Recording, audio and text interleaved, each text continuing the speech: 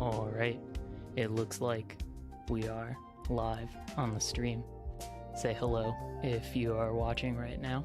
This is probably going to be a little bit of a quieter and more intimate kind of stream. Wasn't promoting it too much because I'm just kind of trying out a little bit of live streaming, a little bit of live coding. Yeah, wanted to try out this factored cognition primer from Aught, and thought I ought to share my process going through it with folks. Let me send out a quick tweet, maybe see if a few other folks don't join us in this. Oh, I'm not supposed to call them tweets anymore. I think I'm supposed to call them X posts. So let me do a quick X post on that front. What's going on here? So there's, in the last 6-7 months, people really dove in on building applications with large language models, but there's some people who've been around since going back several years building stuff on language models. Some people looked at the GPT-3 demo and were like, yo, I gotta turn this into some cool technology. And one group that's been around for a long time is the folks building Elicit, the AI research assistant, the Aught organization. And they targeted an application that has now become something a ton of people are working on or trying to build, which is like high quality question answering. And they were particularly targeting the kind of, on the path to this general AI research assistant they wanted to build.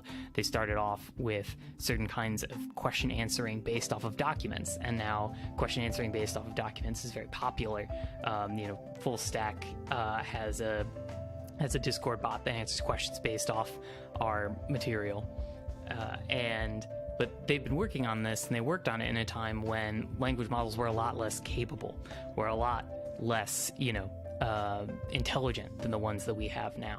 And so, like, if you've ever used, like DaVinci in the GPT or in the OpenAI API, and they have both worked on ways to get increased capabilities out of models, and also ways to get increased reliability out of language model applications. So they've built some software tooling, which is, I think, the main thing that the factored cognition primer is kind of about. It's a little bit of showing off the software tooling that they've built. And then also they've been kind of writing down their process and talking about how it's done, publishing work. So the kind of like broad workflow that they talked about, this iterated decomposition, this paper that's talks about a lot of the ideas behind what we'll go through today. This is a really nice way of thinking about how to build and improve a language model, or a language model based application. Scrolling down to this figure here, that's got the goods in it. And I talk about taking a task that you want to work on, like you want your language model to answer questions, and breaking it down into subtasks, individually meaningful subtasks that they can be evaluated on their own. So this kind of decomposition, common in other places in programming, decomposition of problems, but there's this temptation in ML to do things like end-to-end. And and especially given how intelligent large language models can be, how capable they can be just in response to a simple prompt, there's a temptation to just do it all in one go. And what they have found is that they've been able to get much higher reliability and much higher performance by breaking things down into pieces, and then using gold standards, either human outputs or outputs of a better language model, or things, data sets downloaded from the internet, to create to evaluate how well you're doing on those individual subtasks. And the idea is that it's easier to evaluate how you're doing on a subtask than on the whole task. And then, by inspecting those failing subtasks, which is a key thing that this iterative composition explorer that we're going to play around with today by evaluating those failed subtasks, we can like kind of figure out where the model is not doing well, which might involve, prompt engineering. It might involve like adjustments to the code control flow. It might involve adjustments to, say, a retrieval system in retrieval augmented generation. Or it might mean that we need to do another round of decomposition, like maybe the task that we were trying to do is too hard. What I like about this is it bears a lot of similarities, not just to the way that we approach, general software development by breaking problems down into smaller ones, but also the sort of like data flywheel or data engine approach that we're big fans of at Full Stack. This approach where you use the behavior of your model in production, you use the outcomes of users' interactions with your models and your applications to improve the quality of the application over time. And one of the appeals of this is you're starting to build up something of a technological moat in your collection of data from production, and in your like accumulated product knowledge and your accumulated engineering knowledge from these experiences. So this, in addition to writing this paper and putting out this software library for supporting this workflow, the folks at Aught put together this factored cognition primer that goes step by step through how to sort of write language model applications, language model programs in a way that makes use of this tool and supports this workflow. So I've looked through it a little bit in the past, but I wanted to spend some time on it. And thought I'd share my process going through it with folks here on the stream. So this factored cognition primer promises to teach us how to improve the quality of language models, amplify language models through recursive application. You combine search and generation for handling long texts. Pretty important if you're working on things like scientific papers that can be thousands, tens of thousands of tokens. We'll also see a little bit of work on agents, and this goes back to late 2022. They were building stuff with agents. And I think if you've been working on language models recently and you've been trying to use agents for useful stuff, you might have run into problems with reliability. And there's sort of promise of this task decomposition workflow for cases where you can maybe break down a problem into subtasks and loose an agent on a subtask. You might be able to get better performance, better reliability out of them by applying these ideas. So let's dive in. I've already sort of like set up my environment here. And also I'm keeping track of our kind of like to-do list of what I might try and achieve in the next couple hours over there on the left side of the screen. So I already set up an environment for this and have given a quick explainer of what exactly this is. So now we're ready to dive into the little hello world example that starts us off. And by the way, if there's if you notice any issues, still tuning my live streaming and broadcasting setups. If you notice any issues, put those in the chat. And also, feel free to ask questions or ask me to go back over something if it's unclear in the chat there. It should be open to everybody, that live chat. I'm a few seconds delayed because this isn't exactly TikTok speed live streaming, but happy to answer questions and make this more interactive if folks want. So, all right, diving into our hello world. So there's this kind of structure in this iterative composition explorer of a recipe of a way to call language models. And so the first thing that we do is build and run just a recipe, which is kind of, ends up being kind of like a wrapper around a Python program, it feels like. Let me squeeze that over and pull up my VS Code. So I've got my VS Code there. Let me know if that font's not big enough. Maybe zoom in one more time. If it's too big, let me know that too. Don't want to waste screen real estate when I could show more stuff instead of fewer things bigger.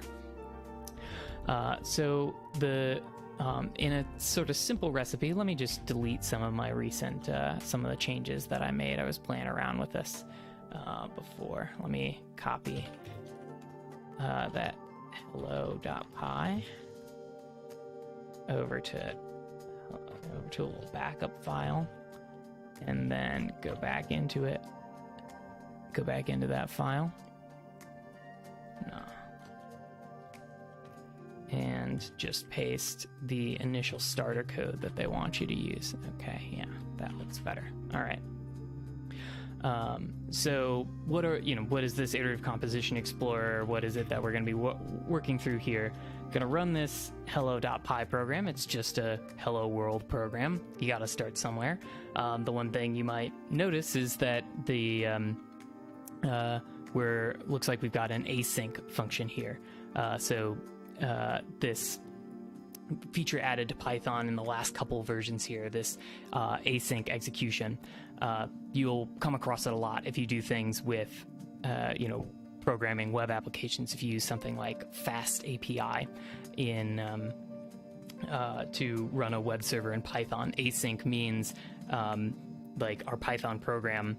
At certain points in our program, we can say, oh, I know this thing is going to take a while to run, and it's I'm going to just kick this off to some, I'm calling an external API, or I'm waiting for something to be read from disk. I'm ready to, I'm going to kick that off, and then I'm going to hand control back to the rest of the program. So this is useful for running stuff really fast. If you've experienced oh man, I'm running my language model program and I'm making these calls to these external APIs, maybe, even if you're doing inference yourself, you should be separating these out as two different kind of components. If you're running your language modeling as a service. So if you run into oh wow, I'm waiting a really long time for a response from the OpenAI API, or whatever, using async calls can help avoid that slowdown. So that's not really what we're using it for right now. We're just returning a string here. But ICE is really built around using these async function calls. So when we run it, what we get out, pop up there on the right side of my screen, is this iterative composition explorer. Quick thanks to Gil in the chat there, saying he loves the content. Thank you. This iterative composition explorer here shows up in this web UI. It shows traces of executions of language model programs. I'm a big fan of looking at traces of executions. Personally, it helps me understand programs a lot better. I look at execution traces of PyTorch programs. I don't know if you do web development, if you haven't looked at executions for your web pages, you're really missing out. So we're looking at a trace of execution, which shows what happened as this program was running. Nothing particularly exciting happened this time, because we just ran a function called say hello, and it put out a string. Pretty simple trace. But we'll see those get more complicated as we do more stuff. So looking over here, we can see the source code for the function that we called, and the inputs and outputs. So no inputs and output of a string. So let's jump back to our primer, our actual text here that we're going through, and gave us this recipe to run, and to look at the execution trace. Did they suggest anything different than what I mentioned? So yeah, that little function node to click on, see the inputs and outputs, show the source code. Yeah, they got this nice little line-by-line breakdown. Let's talk about that. Yeah, so we use recipe.main to denote the recipe entry point and to automatically trace all global async functions that were defined in this file. Synchronous functions, so normal Python functions, pretty much everything you would write, are assumed to be simple and fast and not worth tracing. So entry point, common terminology for, you might have seen it in a Docker file, if you've ever done anything with that. An entry point says oh, this is the way to kind of this is the code that gets executed to start this thing up. So what they're saying here is that with the iterative composition explorer, what happens is that all async functions inside of this are traced. So we could do something else inside of here, and if it's not an async function, then it won't get traced. So like foo equals 1 plus 1. It'll show up in the source code, but it's not, it's not a trace in the way you might be used to from using other kinds of like tracing and profiling stuff where you see everything that happened. So let's run hello.py and see if I'm right here about what they're saying. So yeah, it shows up in the source code, obviously, but it doesn't show up in any way in, it's not an input or output. It doesn't get added here as something that we're doing. You might say, oh, well, that's because it's not a function call. What about other function calls? Let's do a quick other function call there and see if that shows up. And let's def other, and we can do print, say we're inside other, just so that we know that this gets executed and we didn't forget. Let's maybe also even give it a return. Hello from other, not hell from other. All right, and let's run it. Check that, see inside other printed there in the terminal. And then let's take a look at our iterative, our interactive composition explorer. What do we see? Yeah, so other was in there, should have gotten called, but it's not showing up. Like other things that you're doing aren't going to be traced here. That's maybe, good or bad, depending on your perspective. I think if you're thinking of this as a tool for debugging and thinking about your language model programs, then maybe it's a good thing that you aren't seeing everything else. I think the fact that you'll see other async calls, which might be like calls to APIs, is kind of interesting choice. Like it might be a call to something that's not a language model and you'd be tracing it anyway. So if you like async we're communicating with a document database or something, you would see that in here as well. Just to show you that there doesn't need, we've already seen that other say hello function got logged, even though there's obviously no language models involved in it. But let's copy that other to a new function, other, that we add an async, this async keyword from Python to. And now let's run python hello.py and see if that shows up in our trace. All right. Oh, interesting. Oh, forgot to add it to the source code. If I look there, the source code for it is not in there. That's so we added it, but we can see it didn't get printed inside other. So don't forget to finish that process. All right, still going. And what do we see? Other was never awaited. Oh, of course. So this is I actually did make this mistake. I didn't do this on purpose, just for pedagogical reasons. When you call an async function in Python, you actually have to await its results. When I said that you say that you're willing to like kick, a function back to say like, oh, I'm going to do this thing, but I know it's going to take some time and not really require the actual like local processor that much. So I'm going to wait for it to return. You need to do that with this await keyword in Python. If you're coming to this, as somebody who is working in the web dev world, and you are coming to language models and ML from there, this is like probably very familiar to you. If you're like me and you come from more of the like mathy direction into ML, this is maybe surprising and mysterious, at least at first glance. All right, so now we have inside other, our inputs and outputs are the same. Check our source, we've got that await in there. And now we can see inside of this function, say hello, we have called another function. So there's this kind of like tree-like structure to these traces. This is something you'll also see if you look at another kind of tracing library. In general, when you execute a program, you end up with something, that looks like a sequence of actions. Like you end up with something that's a tree or a DAG, so anytime you run a program, you'll get something that looks like this. If you run a program that finishes, I guess. So you end up with this kind of tree structured thing telling you what was called, and you can zoom in and see the source code. Like up here, I'm looking at the source, and I don't see the source for other, and I don't see the source for a other. But if I click in here on this node, I can see the source. So this is our composition exploration tool that the folks at Aught put together. And so now let's see how this works when we apply it with language models and not just little hello world programs. All right, so that's the next step here. Pretty sure I covered everything. There's some notes about keyword arguments and stuff here, but we covered most of the important stuff. All right, so now let's take a look at this actual language model example. So question answering without context is the first thing that they show.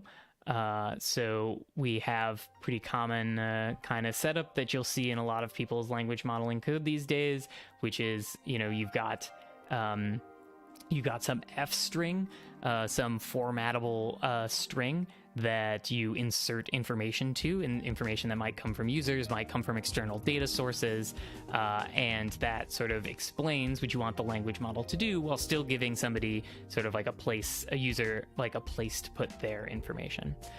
So they use this F values module here, and I want to say that that's actually like a library that's not part. Oh no, not pip list into F values, pip list into grep F values. Yeah. So this F values library here, I think this is independent of the of Aught. It's just like nice tools for F strings. I haven't looked into it outside of the context of this primer, but having better tools for F strings is increasingly important as we start to use them more in language model programs. So yeah, we got this special type of F string, this capital F wrapper around a normal formatable string. Yeah, one nice thing that I saw they did here, they got this little strip here at the end. It strips white space, so it means that you can kind of format the white space around your F string in your prompt as in whatever way you want without impacting the behavior of the language model. So if I've got so there's like a space here that pushes the string all the way over to the left hand side, getting rid of this gutter, which is nice when you have really long strings. Give you a little bit more room to write them without pissing off your linter. And in addition, sort of like just being able to control that white space is nice.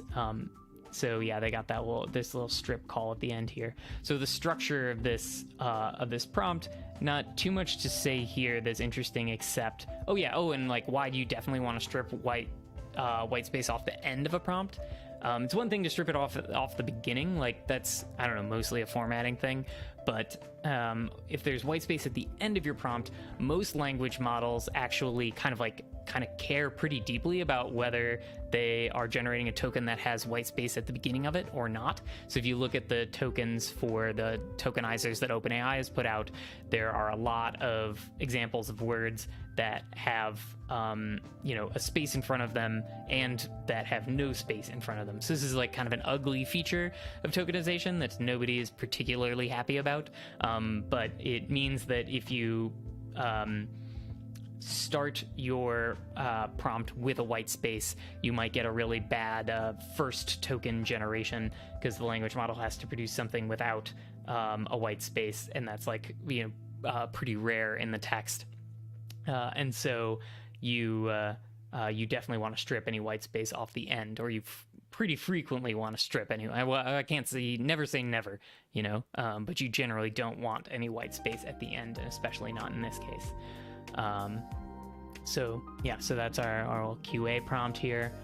Going slowly through this because I think it's helpful to kind of like talk about these details as we're going through. But if anybody watching live finds this particularly dull, let me know and I can move a little bit faster to the meat of the primer. All right, so There's also in this, we want to actually ask a question here, and we're just running, we're running these programs and tracing them. So rather than like creating a query thing that would send users inputs here, we're just going to run this little function answer to get it to answer the question. So we construct a prompt based off of this question that's going to be fixed here every time we run our QA simple program, and we run an agent. So they use agent here in an even more general way than in some ways than what people tend to use it for. It really kind of means like anything you do with a language model. So this is like a completion in the OpenAI API's terms. And yeah, so we run, so we call this, even when we're just completing something, we have these agents. So we'll see, there's actually some cool features of the agent that is in their setup in Elicit's style here in ICE that I think is pretty cool. We'll see in a second. But before we do that, let's just run it.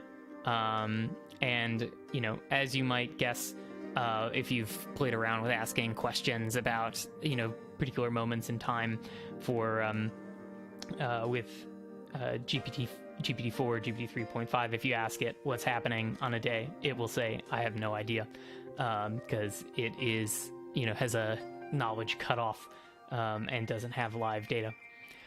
So one thing I might call out is there's a choice of stop sequence here.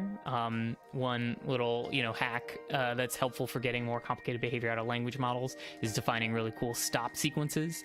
This kind of fell out of favor a little bit as people switched over to the chat models, and now that models have function calling, or at least the OpenAI models, their function calling. A lot of people have moved over to using, I think, function calling and structured JSON to kind of like control model behavior. But why this double quote as our, what does a stop sequence do actually? Stop sequence says once the model's generated this token or sequence of tokens, stop generation. To prevents a model from not just answering the question, but coming up with 10 other questions somebody might ask, the way, and then answering them, because these are, the text completion models, they especially the base LMs, or, if you're working with like Llama 2, which is a base pre-trained language model, they're just trying to guess what the rest of a document is. They don't know about following instructions.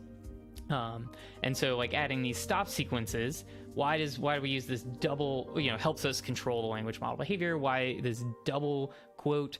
Well, we have a double quote because the way we wrote our question was we wrapped the question in double quotes, and then we started writing the answer effectively by putting a little quote in front of it. So this is a nice trick actually kind of with the pure completion style language models. It's a little bit trickier to pull off with the chat style models, but you can kind of speak for the model and sort of pretend that the model's answer has already started with a quotation mark. And so when the language model gets to the point where it has finished generating the answer, there is, it will, with very high probability, generate a closing quotation mark to end the answer. Because like, how often do you come across a document where like the question has two quotes, a quote on either side, and then the answer doesn't? Of course that does happen. People make typos, and even high quality data, carefully cleaned and managed data has issues like that sometimes, but the most likely thing will be for there to be a quotation mark at the end. And so, especially if you're at a very low temperature, which people often do with their language models when they're in applications, then you're definitely going to get that quotation mark at the end. And so that's what that stop sequence does there. All right, so that's that's our prompt, our like completion call. Notice that it's async here, so that's why we got this await this method, so that's why it's showing up. Let's look at our interactive composition explorer here. And so the function that we called was called answer. It's this top thing, and then we see that beneath we have this OpenAI agent complete call here, and that was also an async function, also traced. So We can see the source code around it. Yeah, we don't see inside of the call, so we don't see how it was implemented. So, maybe that would be of interest to you. But again, like, when you're thinking of this as in terms of debugging the actual language model behavior rather than debugging, for example, like the implementation of your OpenAI API calls or whatever, it makes sense that you wouldn't really want to look at the source there or see stuff internally there. Okay, so what do we see for this? The inputs and outputs. Oh yeah, they're integrate. Why use this f strings, this special f strings, f values thing here? They claim that you get like some nice bonus features if you use this. So we can maybe compare and contrast in a second. But some things that we see in our inputs and outputs, we see our prompt, which says, answer the following question. We can see what the question was, and we can see some of the parameters, and then we can also see the output. Looks like, copy the keyboard. Looks like that works on lots of stuff in here, so you can copy that. Are we copying the whole prompt? Let's see. Echo's probably a bad idea. Let me just open up a little text file and look at that. Paste it into there. All right, yeah. So it grabs the whole prompt here. Don't know what that little double curly brace at the beginning means, though. It's not coming with when I copy, so that's kind of curious. I guess that means it's probably not going to the language model. So let's first see what happens when we drop this f value here. So what if we don't use that fancy thing? What do we get when we put it in there? All right, do we still have a syntax error here? Oh yeah, unexpected indent. Now let's drop back there. All right, and let's see. Now let's run it again and see what looks different this time around. All right, so yeah. What looks different here is you'll notice that if I just flip back and forth between these, you can see that the part of the f string that got interpolated, that got filled in with the user input with that question there, is showing up in blue here. So they kind of highlight that, and I think. Yeah, no, you can't copy like by highlighting, like just that piece. You don't get just the highlighted bit that's the interpolated component, but you do you copy the whole thing. But the coloring does help you kind of tell which parts came from interpolation and which parts are from your prompt. So definitely useful. And one neat feature we'll see is that the color kind of like alternates, which is helpful for when you're like combining lots and lots of things together for keeping track of which is which. So lots of the tools for visualizing these things that other people have put out don't have that feature, which can be a bummer and can make debugging some things hard, because you discover that the one of the f strings values was being cut off or otherwise mistreated, and you couldn't tell because you couldn't see these like borders between the between the f string values. Okay, so just simple question answering here. Just still getting our bearings with this thing. Let me close a couple of these tabs that we have open here. Oh yeah, hella tabs open with these different interactive traces. So you might be wondering, well, what if I want to look back at one that happened in the past? So there's not a great way to explore them in this that I've found in ICE. It's just this like long list of identifiers, but you can at least go back and find them, somehow. So that's how you would go back and find a previous trace. Definitely you'd want to, I think if you're looking at using this ICE for production, you might want to look and see if they, if they've added another layer on top of this, since this primer was written, or otherwise like wrap something around this to make it a little bit more make it a little bit more user-friendly to be able to find stuff, maybe search by functions or whatever. There's definitely something that alternative approaches to monitoring language models, to W&B, Langsmith, Arise, Gantry, lots of folks building stuff around monitoring and debugging and evaluating language models. Definitely that UX layer on top of the core of logging and tracing is going to be really critical for deciding, who actually solves the problem in a way that people are willing to pay for it. But yeah, so we got our, we did our QA simple here. And let's check what the primer says here. Do they bring up anything that I missed? Oh yeah, this is a really fun thing, and forgot to mention it. So, yeah, so this, the agent, you can sort of jump in there and switch around whether the agent that's being interacted with is a machine, a human, or a human who has seen the output of a language model. So that's kind of an interesting approach, that third one there, but focusing on the kind of easier to understand ones. Like by default, when you do those agent calls, it goes off to some language model. In this case, by default OpenAI. So let's if I do, let me see if I can get a help message that might be useful here. Oh yeah, very nice. All right, so let's make that a little bit wider so we can read it. Wow, there's many more modes than just human augmented machine. Maybe we'll see some more of these as we go through. Oh, it looks like we can change our question around. That's good to know. But what I was really going for is like this mode defaults to machine, and that's what we saw already with the language model answering the question. And but if we change that QA simple and we change that to mode human,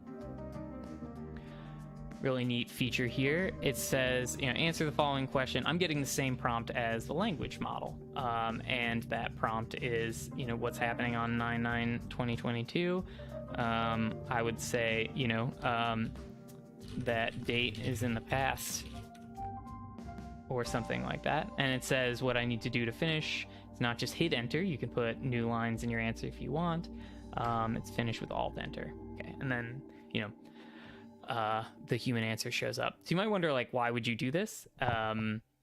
One useful thing about that is you might want to, like, early on with an application, you might want to, like, collect a lot of human annotations so you can compare how does a human do on this task versus a language model. That could be because the humans always do a really good job and you want to be able to like fine tune or otherwise, or like few shot prompt or otherwise like teach a language model to do more like humans. Or it could just be that you want to collect that as a comparison point to be able to say, oh yeah, well we're we do twice better than humans. It's helpful to be able to share that for users to be able to like have data so that you can confidently say stuff like that. And so like this is actually like a really cool feature that I wouldn't have thought of myself, of being able to sort of like swap out humans and machines really easily in your workflows as you're running them. And it shows up in here. Let's see what that shows up as. It shows up as human agent, which is neat. And the like asynchrony is cool. It means, like that could be getting kicked out to like a crowd worker, for example, to give you to get that answer. Yeah, I think, I think it was Shreya Shankar who said that, every ML team should have an on-call rotation where the ML engineers have to annotate data. And I think for LLM applications, I think every LLM application engineering team should have an on-call rotation where they have to pretend to be the language model and answer questions to build a little bit of user empathy and to build a little bit maybe of machine empathy as well. All right, let's keep on cracking on this bad boy. Where are we at? Yeah, so it was telling us a little bit. Yeah, use an automated agent.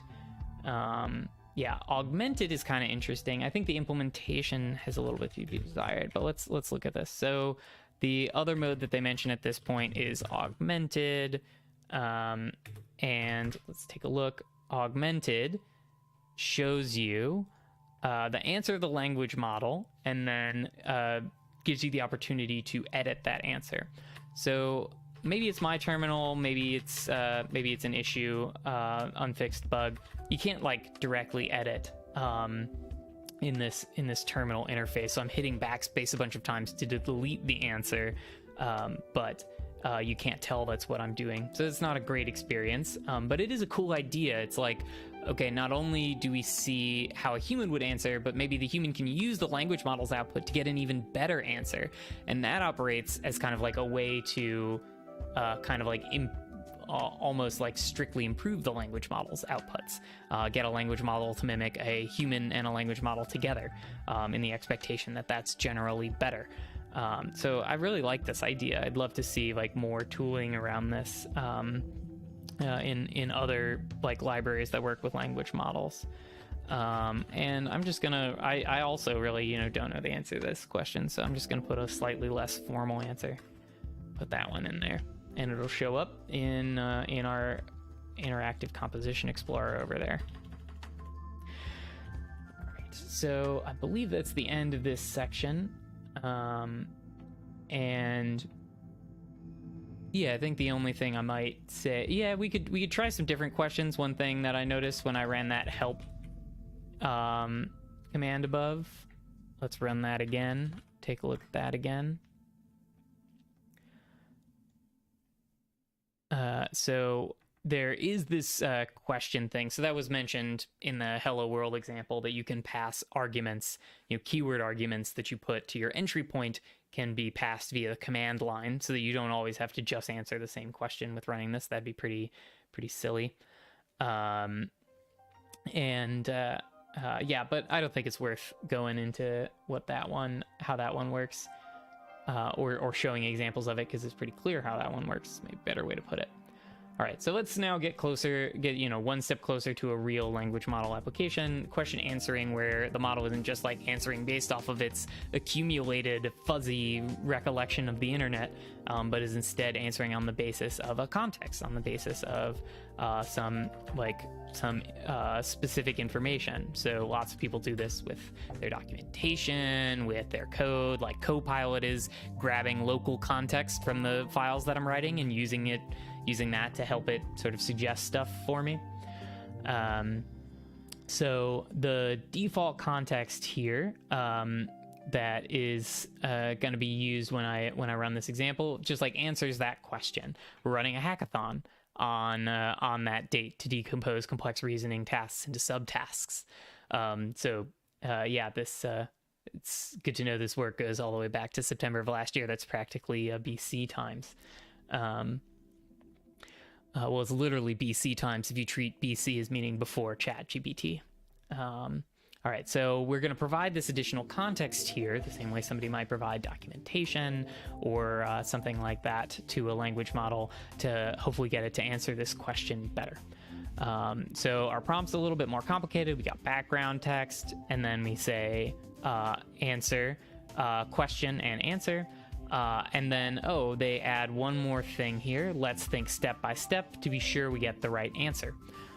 So this is, definitely a very popular technique. One thing I would call out is that they are using it in this trick the language model into thinking that it's already said something style, where it's already in the answer with that quote already there. It's like, it can be challenging to implement the let's think step by step pattern in this way.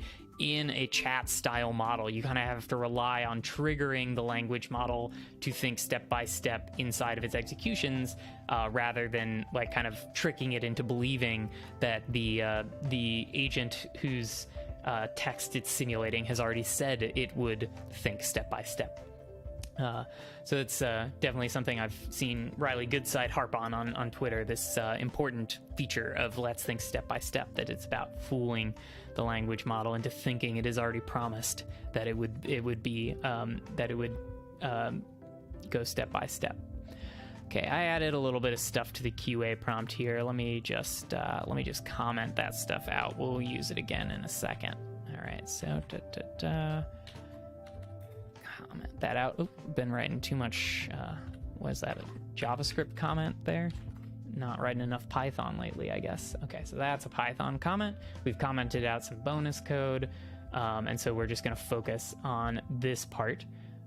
Which I'm going to scroll down here on the right there and just check, are we doing the same thing here? Looks like we're doing the same thing there. And so now we should have provided the agent with sufficient context to answer the question that there's a hackathon happening that day.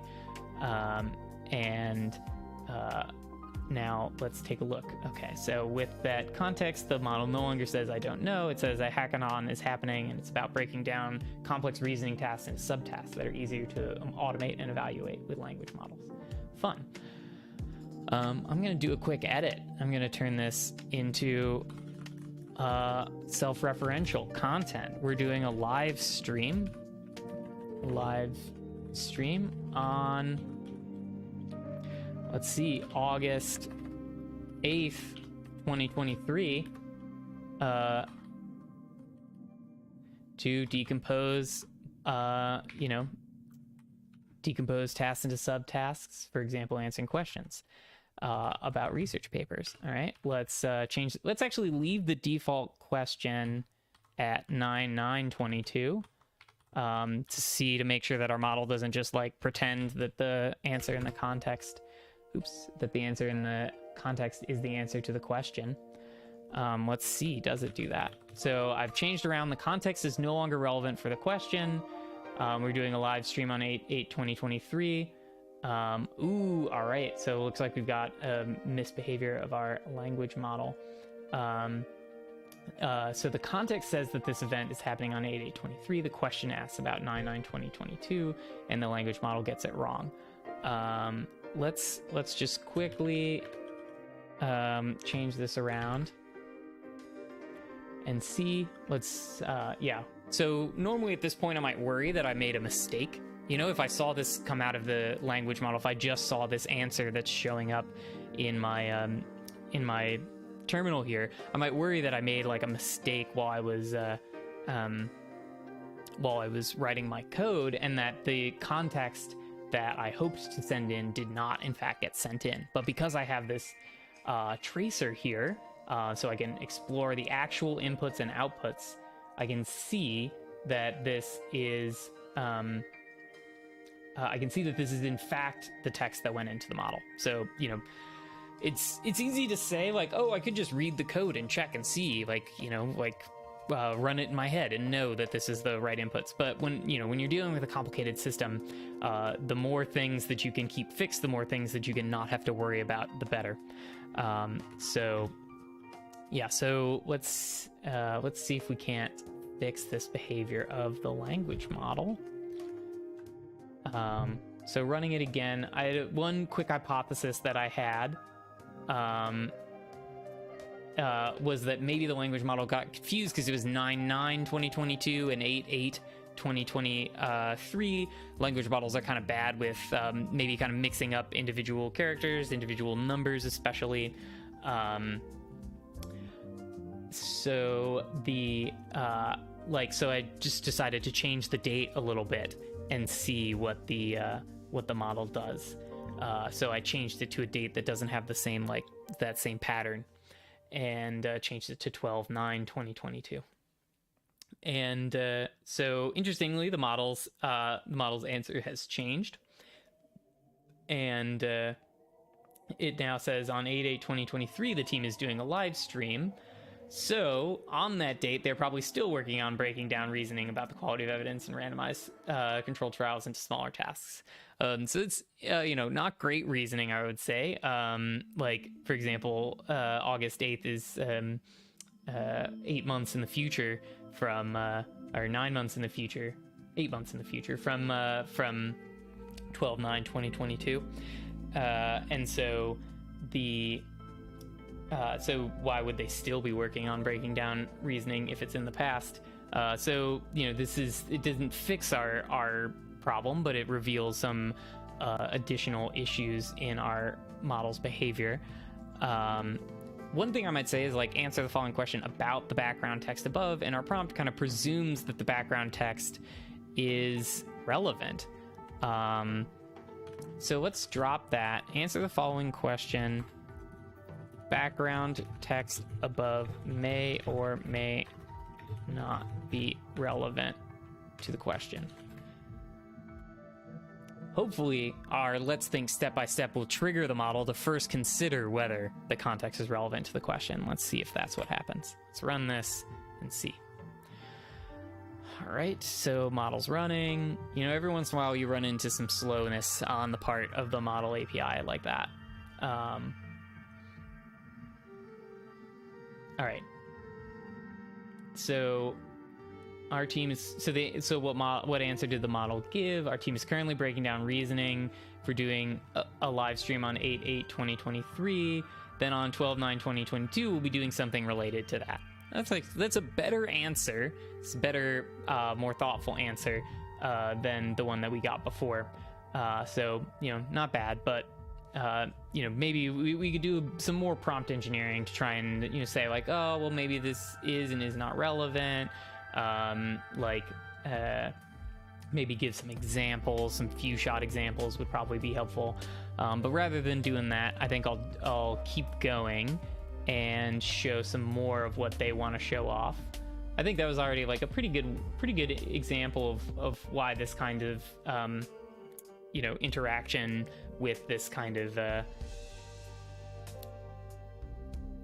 with this tracer is helpful for debugging language models. I know that I sometimes have struggled with debugging and done a lot of stuff in the terminal that I probably should have been doing with something like this tracer.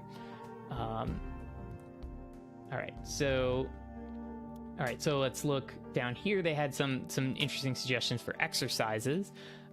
One thing that they suggest is iteratively running the language model on the answer with a sort of like fixer prompt that tries to improve the model's outputs. So some people have done this. If you're in a less latency sensitive situation, then you might run this kind of thing. Like recursive criticism and improvement is an approach for getting higher quality agents that includes this sort of like critique as a step. So like definitely sort of like slower moving agents will do something like this. It's definitely less common in something like a chat UI where latency is really precious and you can't be doing multiple language model calls. But so the idea is that you send a prompt to a language model that's like, okay, so I presented another AI assistant with the following prompt, and in response, that AI assistant gave this answer. So grab what the model said. And put the prompt and the answer together, and then give this second language model an opportunity to improve on the behavior of the other language model. So sometimes you might do this when you come across like a harder case that the first model wasn't able to solve. You might kick it up to, like, say you're using GPT 3.5 Turbo for most of your requests. You might use a heuristic to decide that some of them are harder and should go to GPT-4. So like you wouldn't do it exactly the way I'm doing it here, but that's another way to kind of like kick it up. Or maybe you might start with a cheaper model and then improve it with a more expensive model, in the same way that we might first send a junior engineer to solve a bug, and then just have their code reviewed by a more senior engineer whose time is more expensive, more expensive per token, those staff engineers. All right, so let's grab that.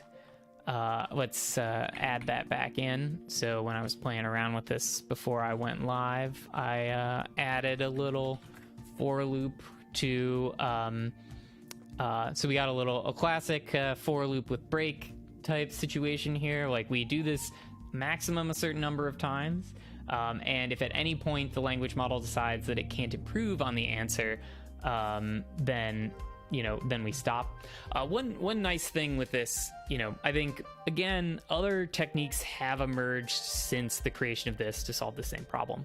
But one nice thing that you can do with this is, like, when you do let's think step by step, that encourages the model to like write its ideas out and give a rationale. But that's not necessarily what you want to show to the actual end user. Like, the end user often wants something very succinct. So you can kind of like use something like this this fixer prompt to shrink the model's output. And so this is like an expensive and slow way that might get you really high quality results. Obviously, I think the thing that you would probably do now would be you would use let's think step by step, but it wouldn't go out to the actual end user. You would use, maybe a function call at the end to be the way that you turn the model's outputs into something to show users, and you get a lot more control that way. So that's probably, the way I would recommend doing it these days.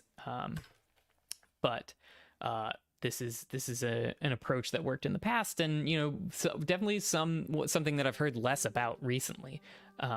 So if you're, as people start to squish more cognition into smaller models, get better outputs out of 13 billion and 7 billion scale models, maybe we can actually start applying these patterns without blowing up our latency. All right, and one nice thing about this is because we traced it, we now can actually see the execution and see how many times did we actually need to call that fixer prompt. It looks like it happened 3 times before the answer converged. So we have our first call here to the OpenAI agent saying complete our normal completion. Let me pull that guy over so we can see it nicely. Yeah, we're doing it's same question. What did it answer? The answers are pretty consistent. I've seen, I forget what the temperature default is here, but the answers have generally been pretty consistent. So it gives a pretty similar answer. What happens once we pass it through the fixer prompt? Okay, so if we pass it through the fixer prompt just one time, we lose that thing step-by-step thing at the beginning, and then but we still get the answer. And we keep passing that answer back in and slightly decreasing the length each time, it looks like. Some slight rewording, maybe. That's one reason you might, I'm doing something pretty silly there. I'm like looking at whether the answers are literally equal to each other before deciding when to stop. You might stop once the edit distance between the 2 strings is small enough, or you might like embed them and see if the embedding distance is small enough. There's lots and lots of things that you could do there that would be smarter. That would get you, like, that would mean less language model calls, less expenditure and still getting the lion's share or all of the improvement. But that first step of improvement was huge, like going from this really long-winded answer to like a direct answer to the person's question, but without the we still get the benefit of let's think step by step informing the answer, but we don't have the downside of having a ton of it appear in the output. So if we were to get a different if we were to run this again, we might see a different number of things there. Let's see. Let's run that help command again to see what our questions are. Yeah, so let's do a different question and see what is happening on 8/8/2023 is our new question. So this will maybe be faster and require less let's think step by step stuff. So maybe I might expect to see fewer calls in that for loop before we converge. So let's see if that hypothesis is validated or not. All right, so it's done, and it looks like we have one fewer call here. Let's switch back and forth. Oops, This guy's a little wide here. So this is this second question, only required 2 iterations of the fixer prompt to converge as opposed to 3 iterations. You can see that number up there. That's a nice little feature. Nice little, you love a little delightful tiny UI feature, or at least I do. So on the final output that we got at the end, it's pretty long worded. Looks like it repeats itself, kind of. We'll be live streaming in order to decomplex complex reasoning into subtasks. Oh, it's not quite a repeat. It says, like, breaking down reasoning in particular about the quality of evidence in randomized controlled trials. So let's check and see what our first iteration of the fixer prompt to shorten it did. And it looks like the difference is pretty small. Yeah, I'm not seeing a big difference there. So you might, could be fun to get some more like diff type tooling in an interface like this. That's definitely something I've found myself directly comparing strings by eye quite a bit with language models. So you might, the problem is that you often get this like distraction from all of these changes that they're large diffs in the way that we are used to thinking of diffs with like the diff tool like you use in Git, because they are literally different text, but it's often like a slight change in wording. So some sort of diff that also used as color allowed you to switch as color between something like diffing on the literal tokens and diffing on the vibes, diffing on the like semantic embeddings, or diffing on like, the token difference from each other. Like that's definitely would be a nice feature in something like this. Yeah, all right, so we got so validated that little hypothesis about language model behavior, but the not incredible performance of this fixer prompt, I would say, in terms of like, I might imagine sort of like shrinking this down to like a single very quick sentence. That would be the like ideal behavior. So I might do that via human mode, store that trace, and then use that trace to improve the model later if I was really building this as a, if I was really using this composition explorer to help me improve a model over time. Oh yeah, one little fun bit here is using this fixer prompt to improve, like step by step, or iteration by iteration, the quality of the output. They liken it to like a diffusion model, which takes a noisy image and then step by step adjusts it until you get a nice clean image out, which is a pretty wild connection to make. Definitely a very vibes level analogy, but I'm a big fan of vibes level analogies personally. Okay, so all right, we're coming in on now a more complicated workflow with language models, like question answering with a source, whatever. Let's see something more interesting. So they walk through this neat little like debate recipe where you have two in the end it's all the same language model, but you sort of force the language model to take the perspectives of two participants in a debate. And then the like idea maybe, and this is actually something that's pretty popular at Anthropic, is that you end up getting the language model to behave better than it would have on its own, trying to like just come up with its own answers by having it like sort of sock puppet to potential alternative views. Oh, I just realized I haven't been keeping up with my to-do list on the side there. It's fallen behind. It's not reflecting reality. I finished the Hello World. Finished the QA. We're really ripping through it, high speed. Just kidding. We're going very slowly, but we're understanding it well as we go. All right, so now we're on debates right now. All right, so let me mark which one we're on with a little arrow.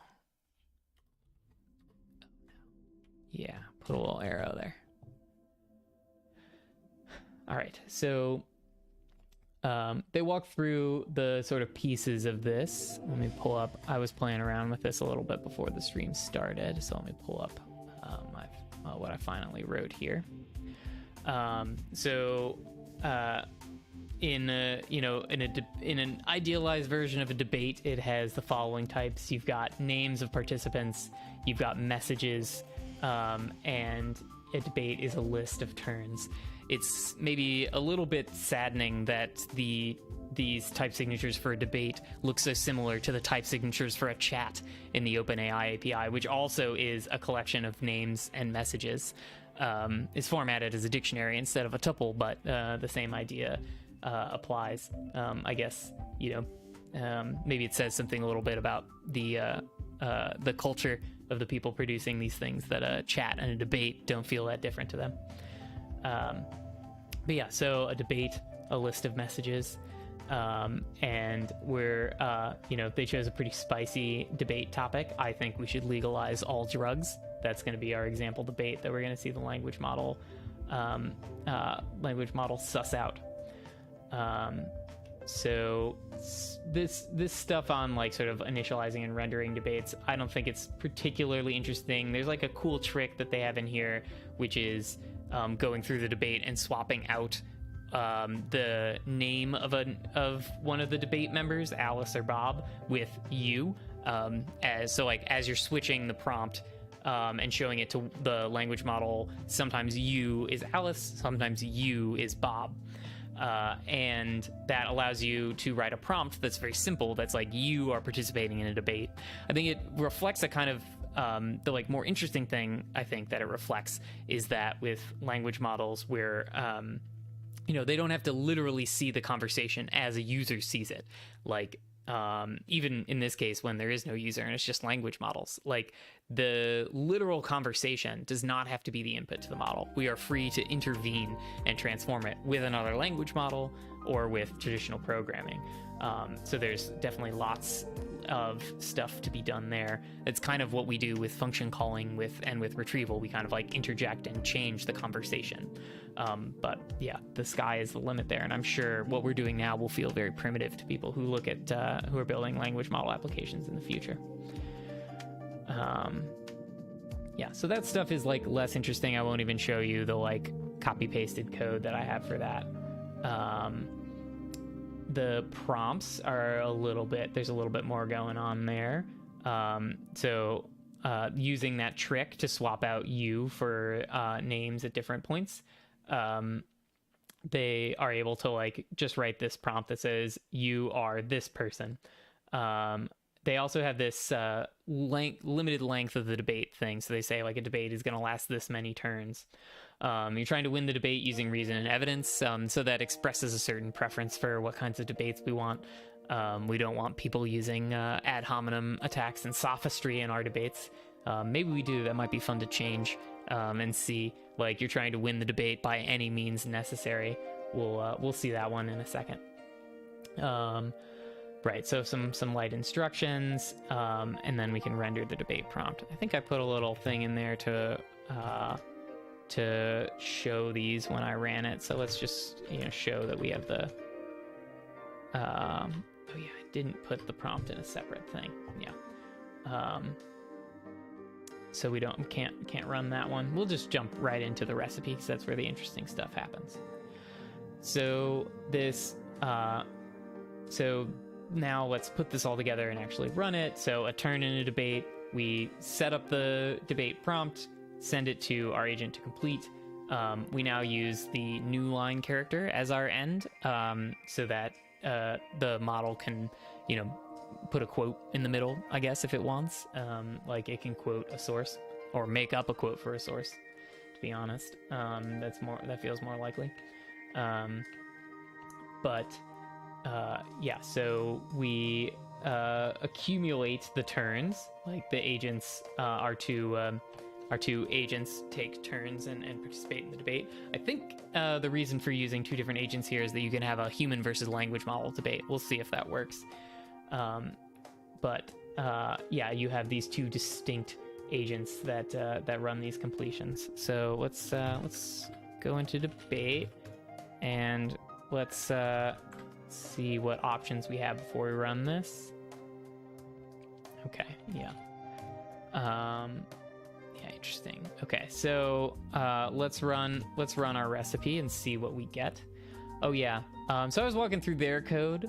I added some bonus stuff to this following the exercises, as I did last time.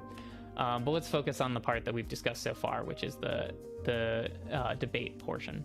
So the debate question is, should we legalize all drugs? The way that we create our debate to render it is Alice takes the position in favor, Bob takes the position against, and then they go back and forth for a few turns. So let's just focus on that part there. Let's see where that goes in here. Oh, nice. They also tracked how much this cost us. So it looks like this cost me about 5 cents. Yeah. Still cheaper to find debates on Reddit than to run them, simulate them in language models. Much, much cheaper to just click around on Reddit. But of course, on Reddit, they're not debating things like, they aren't going to debate what you should have for dinner. And that's something you could get a language model to do. So, for that, obviously, it's worth paying 5 cents. All right, so let's look at our turns here. The actual turns in the debate. Yeah, so the debate, this is this list, kind of interesting way of showing it. Like they show you the inputs and outputs, right? And these things are,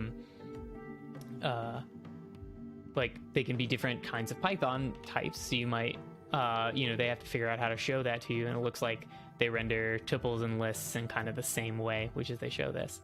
Oh, okay. I kind of get why we've had these like double curly braces in front of our prompts at a couple places, and I've just been kind of ignoring it and pretending it wasn't there. I guess it indicates that something is sort of like dictionary structured.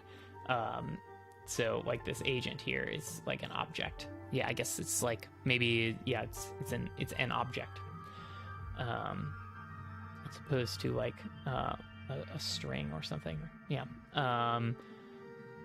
And all right, so we can see our questions here. One neat feature you can see is as we go down, like we can see those cost estimates. The cost estimates are increasing as we go down. So that's reflecting like we're sending more and more tokens every time we hit the OpenAI API because we're sending the whole context of the debate. So definitely would be cheaper rather than having the language model taking these two sides to like get a language model to simulate a debate.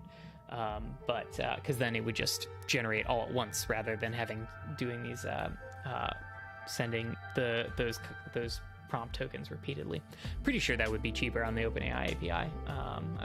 Definitely worth checking, and good to have a tracing tool like this one for figuring that out. Okay, so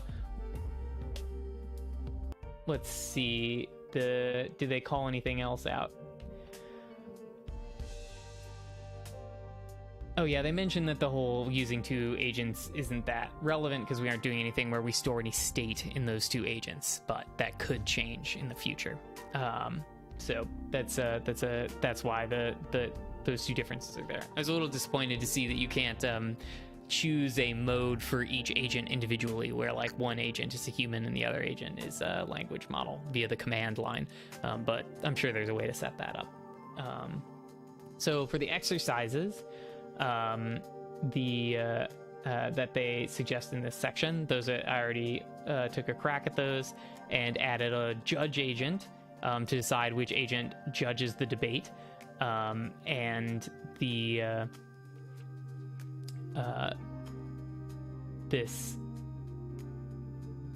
so like what does that look like? We got a little judging prompt. You're judging a debate. You're trying to decide who won the debate using reason and evidence. And then we put the debate in and ask who won the debate. So I already had that in place, and we can actually see that in this in our final outputs here. It gets added winner. The winner is Alice. So one interesting thing that they also suggest in these is to compare the model's judgments directly answering the questions versus the answers after the debates. Do these debates actually change the model's mind at all? And so we also can see that, added that to the debate in this initial belief variable here. Judge.complete, answer the following question, same question that gets asked for the other language models, and then it just answers directly. And if we look at our interactive composition explorer here, the model comes in saying no, we should not legalize all drugs, and then by the end it has a different answer. This is in addition to answering judging who won the debate. Like one, it picked the model that took the opposite position. It picked the outputs from the agent in the debate who took the opposite position. So that's an interesting feature. Maybe it has a bias towards changing its mind. You know, if you fine-tune a model to be very, very compliant, then maybe it's more likely to change its mind a lot. But then when we can take a look at what its final answer is, and its answer has gotten definitely more complex and more nuanced than its answer at the beginning, which was simply no. Now its answer is, it's difficult to definitively say whether or not we should legalize all drugs. Both Alice and Bob make valid points. So of course ChatGPT tends to like the outputs of ChatGPT, you know, a bias that we all have, I think. Yeah, okay, so that's interesting. Kind of a fun, cute little example. We can change the question here. So I'll, if you have a question that you want to see a little language model debate on, let me know. I'm gonna put one in here. I'll ask, should I eat my leftover mac and cheese or my leftover falafel? That's what I'll get as my first little debate. If you have a question you want to ask, put it in the chat there. All right, please run. I'm on tenterhooks waiting for the answer to this question.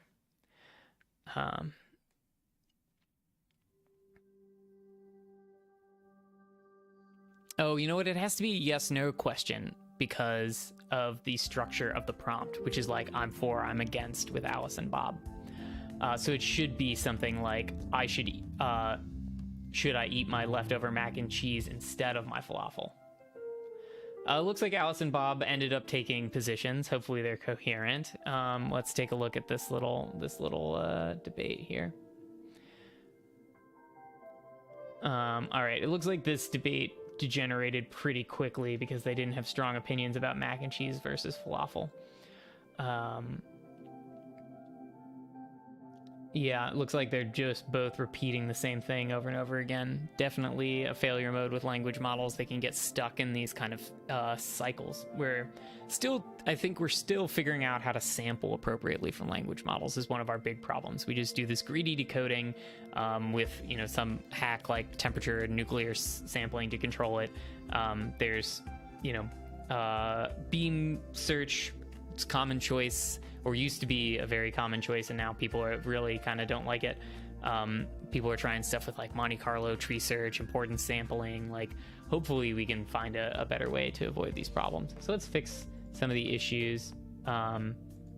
So definitely want to make it a yes/no question. So we want to do that. And then the other one is I think we should drop the facts and reason part of our debate, because that just makes the debates kind of uninteresting. So is that in, I want to say it's in utils.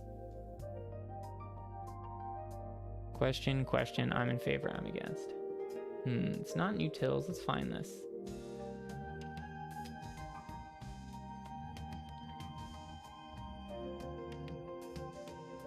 I'm in favor, I'm against. Let's keep going here, I'm just searching. You're trying to win the debate using, where was that? Was that in, oh, you know what? I think we're actually using like a built-in version of the prompt, because we were only looking at it before in this, and I didn't copy and paste it in. let's check, where are these coming from? Where are our prompts coming from? Render debate prompt, so render judging prompt, debate. Okay, render debate prompt. I see. Yeah, we're borrowing their version of render debate prompt. So this walkthrough here is showing some of the examples from their actual library. You know, kind of like LangChain, they've got a bunch of kind of recipes. Literally, they call them recipes. So let's render that debate prompt. Let's go back and grab the code for that. Where were we? A little bit up here. Render debate prompt. Oh no, that was even back a step from base. Yeah, def render debate prompt. Okay, I'm gonna want that chunk of it. Return prompt.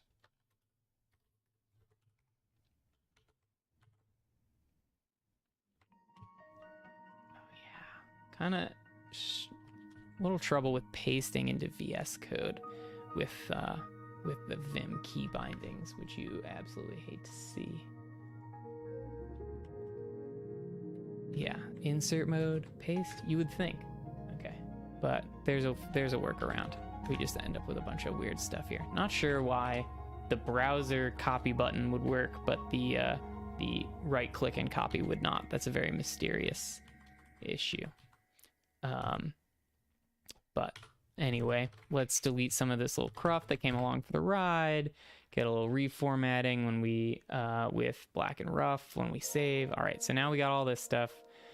All right, so now we want to edit this thing. All right, win the debate using reason evidence. No, win the debate using any means possible, by any means necessary. Let's get some more. Let's get some more spice out of these language models. I'll still leave that the judge says is based off of facts and reason. And yeah, all right, so go back to debate and let's put, you know, this is a simpler debate, so let's call it, instead of 8 turns, 6 turns. So give them both 3 turns total. And then we will, what else do we got going on here?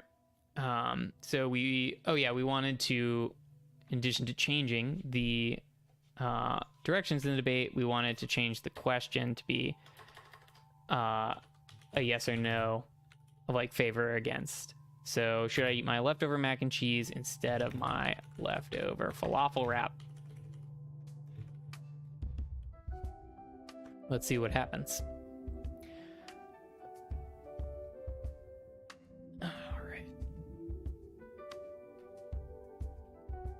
So the calls are coming in. You can actually watch it happen, which is nice if you got a really long running thing, like you know, maybe you're, you know, writing thousands of tokens, and so like it might take, you know, maybe you're doing something that takes 10-15 minutes to answer, and you could watch it come in. Yeah, all right. So should I eat my leftover mac and cheese instead of my leftover falafel wrap? What are we looking at? All right, we got our turns coming in. Judging the debate. What's the answer, my judge? Oh, no answer yet. In here, maybe just needs a quick refresh.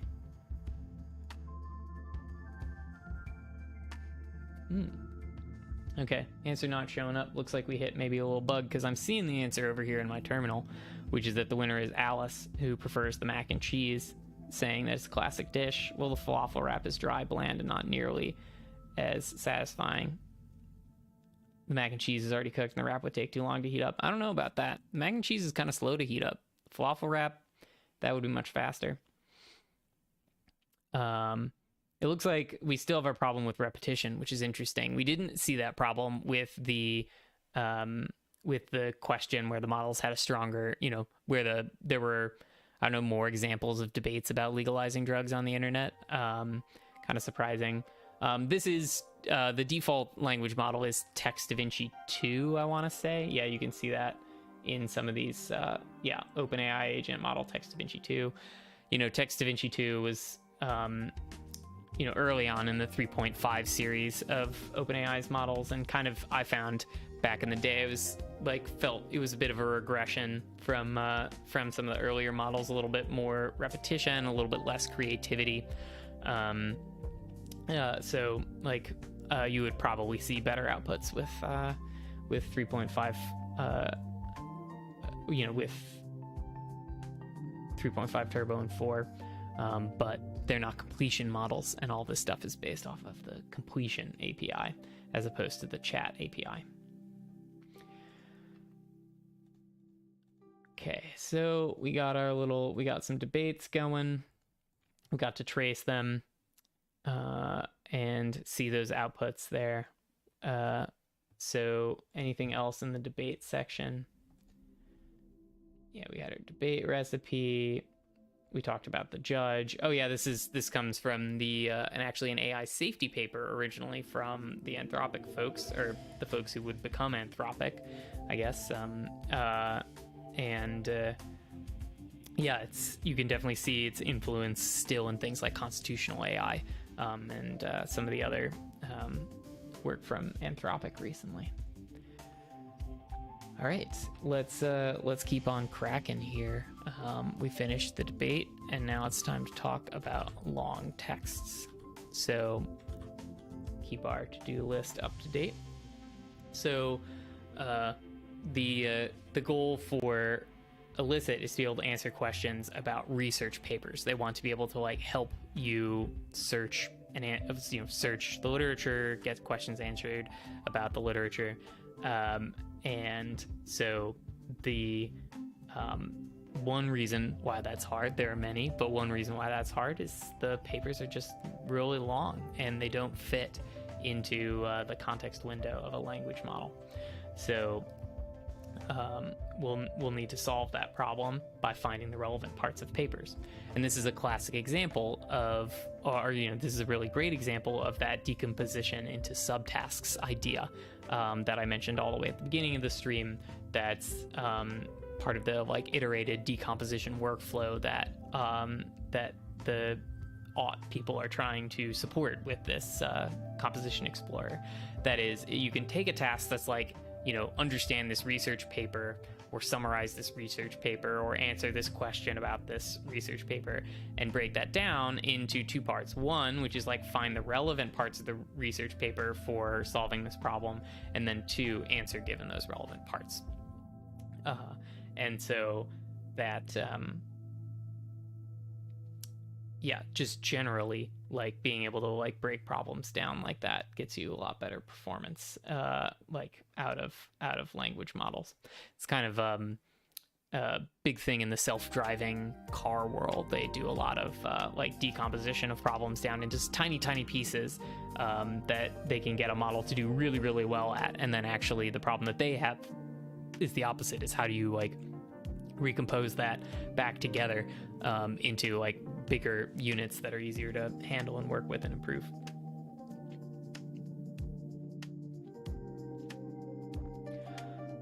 All right, so let's dive into the actual paper stuff. So let's make a little directory, and let's call this one long texts.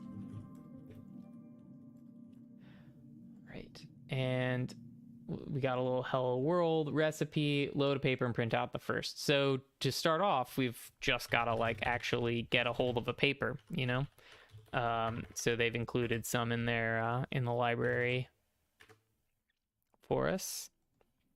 Let's paste that. Great. Okay, paper hello.py, just recipe.main, answer for paper. And oh yeah, they got, they're telling me that I should bring BYO paper here, path to downloaded paper, Keenan 2018.pdf. All right, I got some papers on this machine for sure. So let me just find one real quick. I'll go to my LLM lit review, which has a bunch of my favorite language model papers. I dropped a link in the chat in case you want to head there yourself. Pop that over here.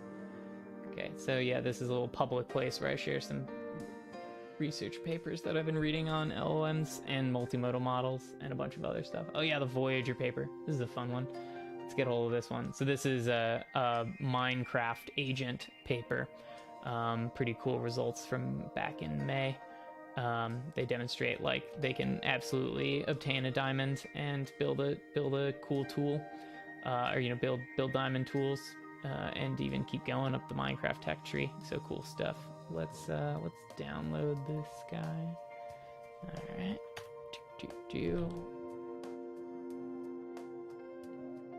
And then we will copy.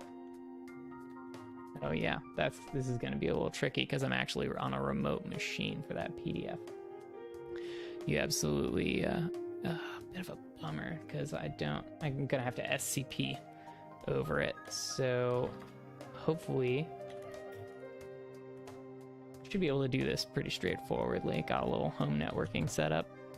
All right, so I should be able to SCP from my downloads. Yeah, download / 2305 PDF to that other machine. Fingers crossed that worked. All right, so let's CP that PDF. Oh, you love to see it. That did in fact work. You love to see the many hours of hard work bashing your head against local networking finally pay off and allow you to actually move files between machines effortlessly with Unix commands. Without having to have Google Drive or whatever. Yeah, feature of computers since the 70s, but somehow still a pain. All right, well, we got our paper. Let's pull out a paragraph from that paper. Should probably end up being the abstract. We can only hope that it's the abstract. All right, so it's Python paper hello.py after that little distraction. Yeah, okay, -- paper is our path. And it is this local 2305.16291.pdf. All right, so parse that bad boy. This is something I think a lot of people are using PDF parsers built into something like LangChain these days. Oh no, we have a temporary failure in resolution, unable to get a hold of that. Well, when I see temporary failure in name resolution, I say, well, let's just run that bad boy back. Right, so what if the path to the paper is / invalid paper name? Invalid paper value. Let's put quotes around that, see if that fixes it. It'd be a bummer if we can't do the, not / 2305, but / yeah, local. Be a bummer if we can't run this paper example because of this. 2305.16291. Path to downloaded paper. This really looks like it should work. Let me think about this for a second. So invalid paper value. Path to paper. It worked weirdly, it worked that first time. Let's go back up through the history and see what it was that we did. We did help, and then we said that. Okay, yeah, just the local path. No, relative path. Now it doesn't like it, probably because there's some cached version of the paper. Bummer. People complain about LangChain's PDF parsing, but you'd be surprised how much worse and how many problems you can run into. Okay, so it is the same command is no longer working, which means there's something going wrong with the caching here. Okay, well, so rather than just sit here and just try and debug this issue in the illicit stuff, let's see if maybe one of the other things might be more fun. All right, so let's Let's put a red X on that on the long text one. We won't do that one, and we'll do something else instead. We'll look at we'll see which other ones. So tool use is definitely fun, and it's based off of the basic question answer, so maybe like we have a good chance of this working. So that would be jumping 2 down. What were the other ones that were on there? So we already did those 3. We got amplification, like improving, like using a language model to improve a language model. Verifiers for checking answers. Chain of thought, we've already kind of seen that. Action selection, that's going to build on top of tool use. So let's do tool use. That feels like it's likely to work. And that's really what people are stoked about with agents. So let's try that one. All right. And, oh, you know what? It's possible that I messed up, that I was so smug with my copy. It's possible that that PDF file is not a good PDF file. Let's real quick check that.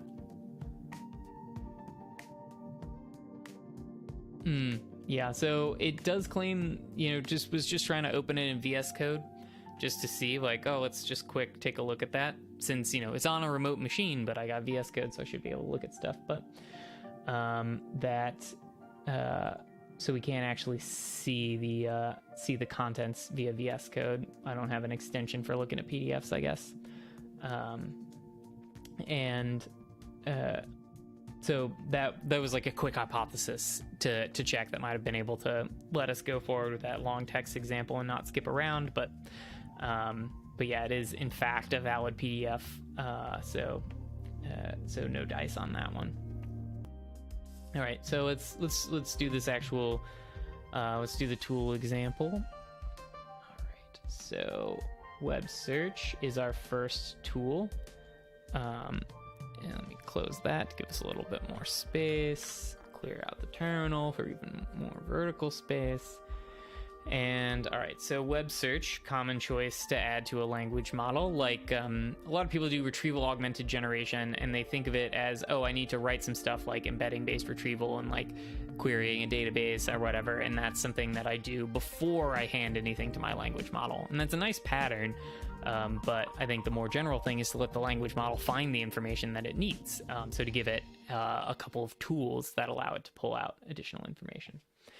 So let's see what that looks like using this interactive composition explorer. So this one is going to use the SERP API.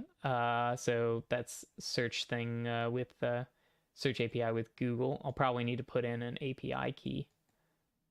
Yeah, looks like they have an API key there in the params. I'll need to do that one off screen so that people don't steal my my API key. Nobody watching this would ever do that, I'm sure, but maybe somebody watching this later, not the live audience. Y'all are of course extremely trustworthy. All right, so let's go into the tool use one, and let's copy and paste their stuff. All right, so what are we doing here? We've got an async request library. So that's, that'll make it show up probably in our traces, which will be fun. And then, all right, yeah, so return response.json. Yeah, this is our async client. We got our query there. Okay, and then we need our API key. So os.environ.get SERP API. Pretty sure I have one of these lying around. We'll have to look in my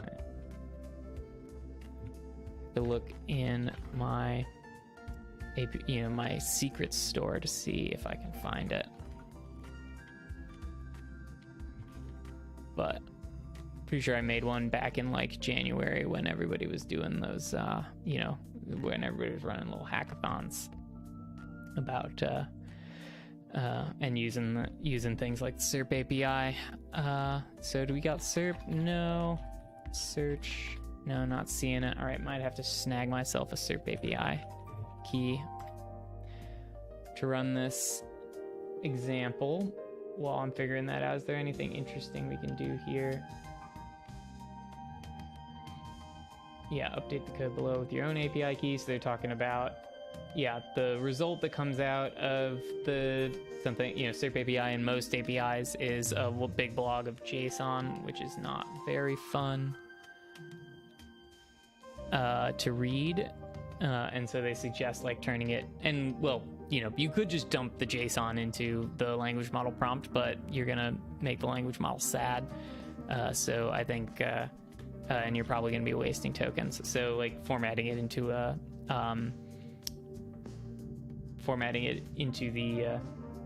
into more like a natural string is probably a good idea. All right, logging into SERP in a off screen. I don't want to accidentally leak my secrets, so I'm doing it off screen here. Oh, I do have I am already on this. I do have an API key. You love to see it. Okay, let me grab myself another terminal and go on over to that machine so I can add it to the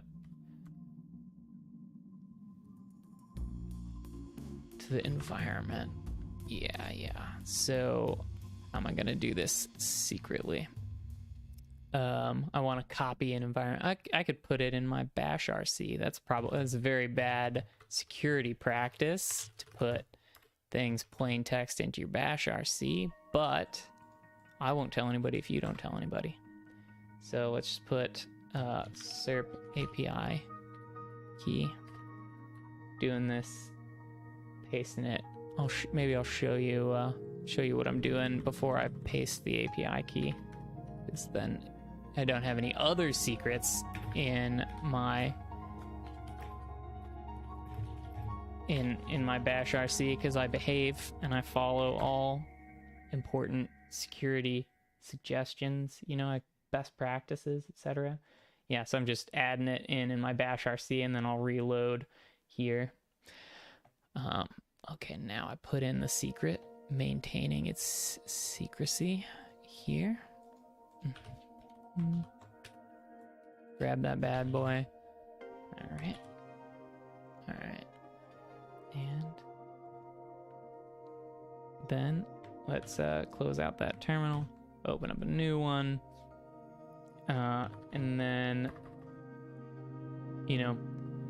we'll just hope that it's there, and if I get an error, then I'll know that didn't work and I'll have to fix it. All right, let's see if we can't run this little tool use example.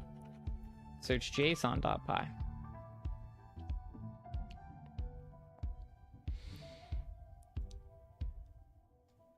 Okay, boom. All right, so one notable thing is that that call does show up in our composition explorer because it was async. So it shows up here, even though if I had done reading a file from disk or something, if I'd not done it async, it wouldn't have shown up here. If I'd run a machine learning model locally synchronously, then it wouldn't have shown up. So we can see all of our outputs here in that composition explorer. We can see it's this nested JSON here, lots of these dictionaries. Search parameters is a dictionary that has engine, question, Google domain, all that stuff in it. We got links. Oh wow, there's a lot that comes out of this. We got this knowledge graph.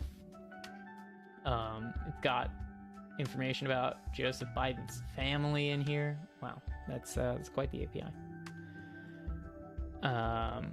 And yeah, we also got the output here, looking actually pretty nice. I've seen much worse formatted JSON come out of stuff. The trick that I like when I need to handle a JSON API that's not very friendly is to use JQ. Which I haven't installed on this machine, it looks like. So JQ is this nice library for actually, it's like primary thing really is like querying JSON. So you can do stuff like, you know, like you can search inside of a JSON object with it. And so it's really what it's about. Oh man, messed up NVIDIA packages. That you hate to see. Well, I'm not going to bore you with me debugging this install just to show off what JQ looks like, but add that one to the to-do list. Messed up my dang NVIDIA install again.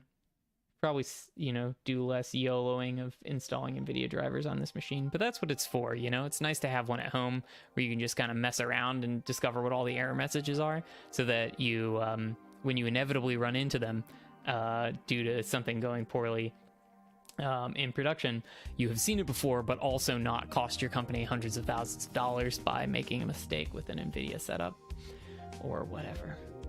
So it's, you know, it's nice to have. I got a little like tiny home Kubernetes behind me in that closet because, you know, I can learn all kinds of things about how to break Kubernetes without taking down prod. All right. Okay, so keeping the focus back on this tool use example here. We're trying to get a hold of this SERP API, which we have, and we're trying to put it into a language model, which we have not done yet. So we've got this search string.py here that does our search as we did before, async. And we've got this render results method that looks for the actual search results inside of the response from the SERP API. So yeah, organic results, that's like not that knowledge graph that I was looking at, but like the, you know, normal like search results, not ads, I guess. Yeah, gets out things, title, link, snippet. That's helpful. Okay, and who's the president of the United States? So cool. So now let's run that search string example. Oops, search underscore string.py.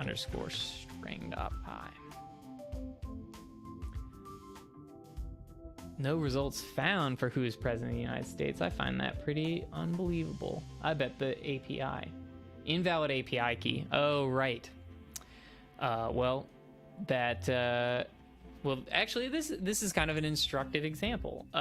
So the error happened kind of like in the middle of this execution. It happened when I spoke to that external API.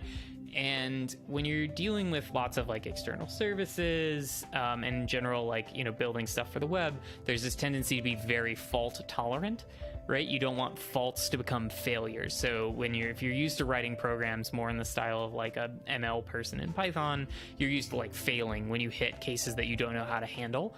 And not like surfacing errors. And that works okay if you're writing stuff that's more like scripts that you're using or like dedicated people are using, and when an error state happens, like you can just show them the error directly. It doesn't work so great when building web applications, so you kind of like swallow errors and do things like, oh, well, the response was that the API key was invalid, and so I'll just return no results found, because here we said there were no organic results, so we return no results found. But because and if you hadn't instrumented this at all and you were just running this code without a tracer, then you would not see this intermediate output, and you wouldn't see this invalid API key thing. Like maybe if you had some logging turned on, it would show up there. But yeah, just in general, if you don't have logging, tracing, monitoring, something like that in place, then you're going to miss this stuff because the errors aren't getting bubbled up, because if they did, then they would crash the application. And you don't crash the application. So actually, like, kind of an interesting win for the Interactive Composition Explorer that it revealed this. You know, when you see, you know, make lemonade when life gives you lemons. All right, so let's do what we did. The same thing will work with this one as worked for the other one. We got to import OS. Thank you, Ruff, for reminding me. And now let's run search string. Who's president of the United States? All right, we see our organic results are returned here. Yeah, so we got USA.gov, we got TrumpWhiteHouse.archives.gov. That's interesting. All right, so I think you can see kind of why you can't just expose the SERP API directly to users. You ask a simple question like who's president of the United States, and somewhere in here the answer is USA.gov/presidents. The 46th and current president of the United States is Joseph Robinette Biden Jr. All right, so that's the answer is there, but and it's also in the Wikipedia thing, incumbent Joe Biden. But you aren't getting the answer very, very directly, and so if you want to share this with people, you're gonna need if you want to give a good experience to the person who answered that question, you're gonna need to process that, right? Yeah, results are more manageable with that, and so we just need to get our more manageable, still not quite what we want, and we can just toss those search results into context and have a language model like get the output. All right. Okay. Search results from Google, context, answer the following question using the search results if helpful. Right. So interesting. Like earlier in that in the first Q&A one, their default prompt did not mention that the results might not be helpful, and we had to add that. But it looks like they have it in this search result prompt here. Answer by search direct.py is the name they got for this file. Let me paste that in. How we doing? All right, so we got all this stuff. I just noticed I got 72 problems. Oh, because I accidentally opened like one of my VS Code server extensions built-ins.py. I must have opened one of these folders while a file I didn't mean to open, and now I'm getting a bunch of linter complaints about that. Annoying because it makes it a little bit harder to see if I'm making a mistake in my own files. That's why I'm looking at it. Like, you don't want to spend too much time like freaking out about little stuff in your editor. But would love to fix that, but that might take a minute. So if the number 72 goes up, I'll know that I made a mistake. Python answer by search direct.py. Who's president of the United States? The current president of the United States is Donald Trump. Oh man, I don't think that's correct. Oh, yeah, I forgot to fix my API key. Search results from Google, no results found. Answer the following question using the search results if helpful. Yeah, well, the model, interesting. Yeah, TextDaVinci 2 was like a little bit less aware of its own knowledge cutoff than some of the more recent models, which will like definitely refuse to answer questions that they feel like they might get it wrong because of their knowledge cutoff. Also, they will frequently answer by saying my knowledge cutoff is before this date, but up to that time, like the information is this. But that's not the behavior of the model that we're using here. All right, so, but the problem was, once again, forgot to do the replacement of the API key. This one, nothing to learn at this time. Oh, Copilot's figured out what I'm trying to do here. Add an extra bracket, which is annoying, and 73 problems, and not importing OS is one. All right, okay. And answer by search direct. Let's see if we can run it now and get the correct answer. Joseph R. Biden Jr. That is the current president of the United States as returned by Google. So that's great to see. Let's see how those turned out in our prompt, right? So the utility of tracing is that we can actually see not only like what happened in our query to the SERP API, but also like what the actual like inputs to the model look like. So we can see that it looks like these like ... here were included in the prompt of the model. So like this snippet that Google was provided raw. So these ... aren't saying like, oh, I'm showing you like less than was actually shown. Oh, that's fun. I'd never seen that before. you see? It's probably, it might be a little bit harder to see, but the actual, if I hover over some, one of the components of the F string that got filled in, I'm seeing these little, highlight, or I'm seeing this little tooltip that's telling me that it's a title, a link, a snippet. That's pretty cool. It's a nice little feature. I wonder where that's, I think that's coming from the, maybe it's coming from that fvals library that's like tracking stuff. Result.get title. Yeah. Oh no, there it is. Okay. It's definitely, it is the fvals that's helping us track like what was the name of the thing in the F string, the name of the field in the F string that's getting filled in.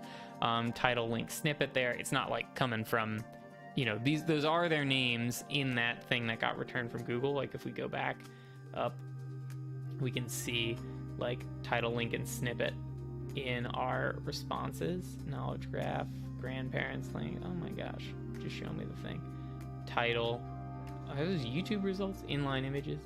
Anyway, you can find, as you see, link, snippet, these things are in there.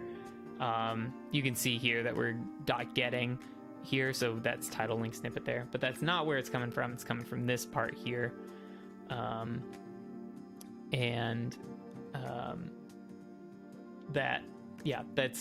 That's helpful for being able to figure out like where something is coming from.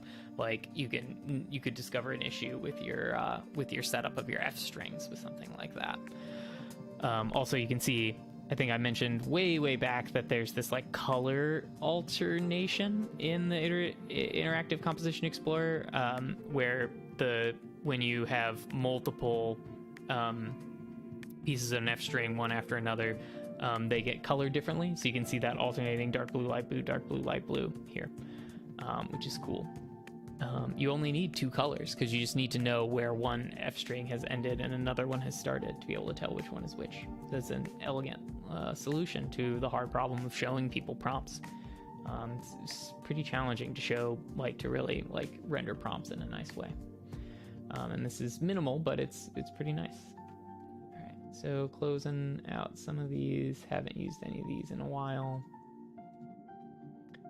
Opening up a lot of tabs with this interactive composition explorer, but such is life. All right. Okay, so that's pretty basic. Like we are, what we're doing is answering a question with a language model by letting it see some Google results. But the more powerful thing is to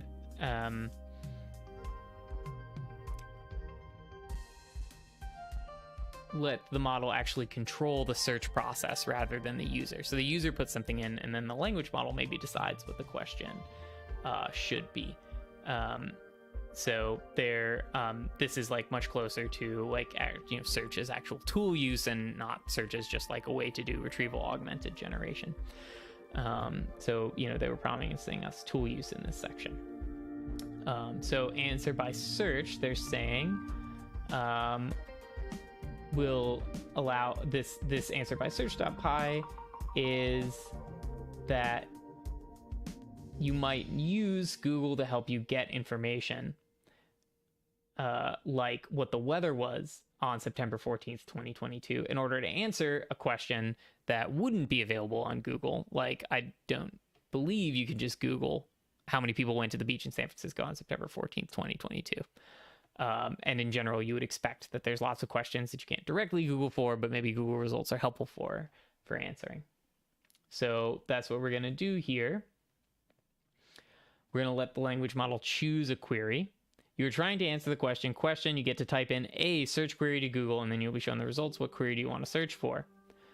All right, and so we got all this here. Don't forget to change that API key. Maybe this time I won't forget to change the API key. Maybe this time I'll get it. Answer by search.py. Open that up, save it. Let's see, we don't need these previous search strings. We'll keep answer by search direct.py around anyway. And then API key is what we need to fix. os.environ. Come on, Copilot, help me out. Help me out, dog. You know exactly what I want. Yeah, SERP API key. Right, and then still need to import OS. Nothing too interesting about that, but all right. So what is going on in this code that we're using here? So we got a lot of shared stuff like rendering results. The new thing is really, as they said above, this choose query function, which uses make search query prompt to give the model a chance to decide what the query will be. And yeah, and then that goes into the actual, yeah, so scrolling all the way down to the bottom here, async def answer by search. We choose a query based on the question, then we answer, we get some results from the API, render them as a string, pass that to the language model, and then get the language model's answer. So that's nice and clear, this answer by search function at the bottom. This is actually just a little hobby horse of mine. I really prefer to put the functions like answer by search at the top of my code, so that when somebody like lands on the file, they look at it and they immediately see what the like overall purpose is. So this works really well with like things that are more scripty and less library-y, though, you know, there's a version of this that works for libraries. Sort of like start at the highest level and then work your way down to lower levels. Definitely, some people prefer that like you go in the order that everything is defined, but I don't know, if you spend some time working in something like a declarative language, you can see the benefit of sort of like writing things in the order that a human would think of them, which is usually sort of like highest level down to lowest level. So like, you know, it's just, if you land and you first see this, that's like, okay, what are we going to do? We're going to answer by search and we're going to use these steps. It's just like one of the nice things about Python is how clean it can make something like that. And it's a shame to like put that all the way down at the bottom where somebody only finds it after they've like kind of scrolled through all of your code so far. All right, so now let's, you know, now that I've ranted at you for a while about one of my hobby horses, you know, disagreed with Eric Bernhardsen on Twitter about this. He was saying like, oh man, you got to do it in the order where it's like, you in the order that the symbols are defined. But you know, it takes all kinds of engineers to build this world, you know. And all right, so let's see, how did the model respond to our question? Based on the weather on September 12th, 2022, how many people do you think went to the beach in San Francisco? I'm not sure. Looks like the question worked, and I did in fact remember to change the API key, so, you know, and it looks like the query was San Francisco weather on September 12th, 2022, and the results, organic results, did not include the weather in September 2022. It's only the weather in September 2023.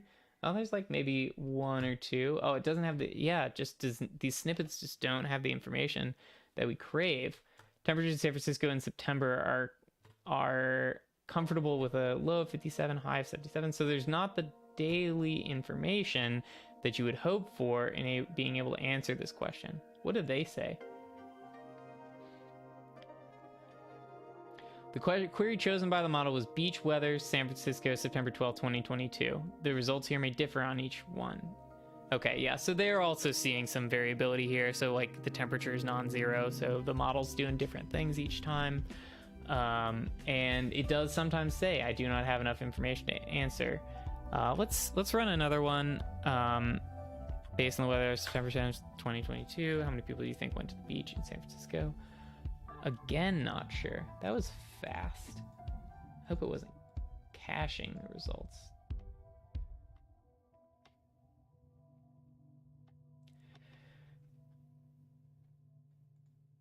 Interesting. Well, let me run it one more time and see if that example works this time. It's pretty hard to get examples that work every single time with language models, you know? They are frustratingly stochastic. Which makes it hard to engineer systems with them, to say nothing of building little like educational examples like this primer. Okay, it's nice to look at search results, but often the results are in the actual web pages. These are the exercises for this section. Extend the recipe to add the text of the first web page, then use the model to decide which of the search results to expand. That's a cool, those are some cool exercises, and I bet this will actually fix our problem, because there was one result, at least, that had the actual correct results. So let's try that one. Let's try that live coding. Let's try live code that one. All right, so render results for result and data, organic results, render. Okay, so, all right, so this is where I would want to intervene to change how the results are rendered before they're put into the prompt. So let's first do that.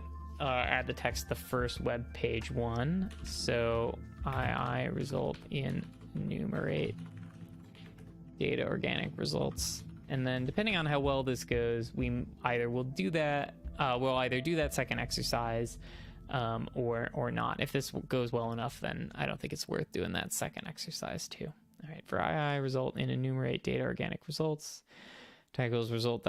Okay, so then snippet. All right, so how do we want to build up? We want to build up this F string before we append it to the results. So we'll do that at the very end, and then we'll grab this.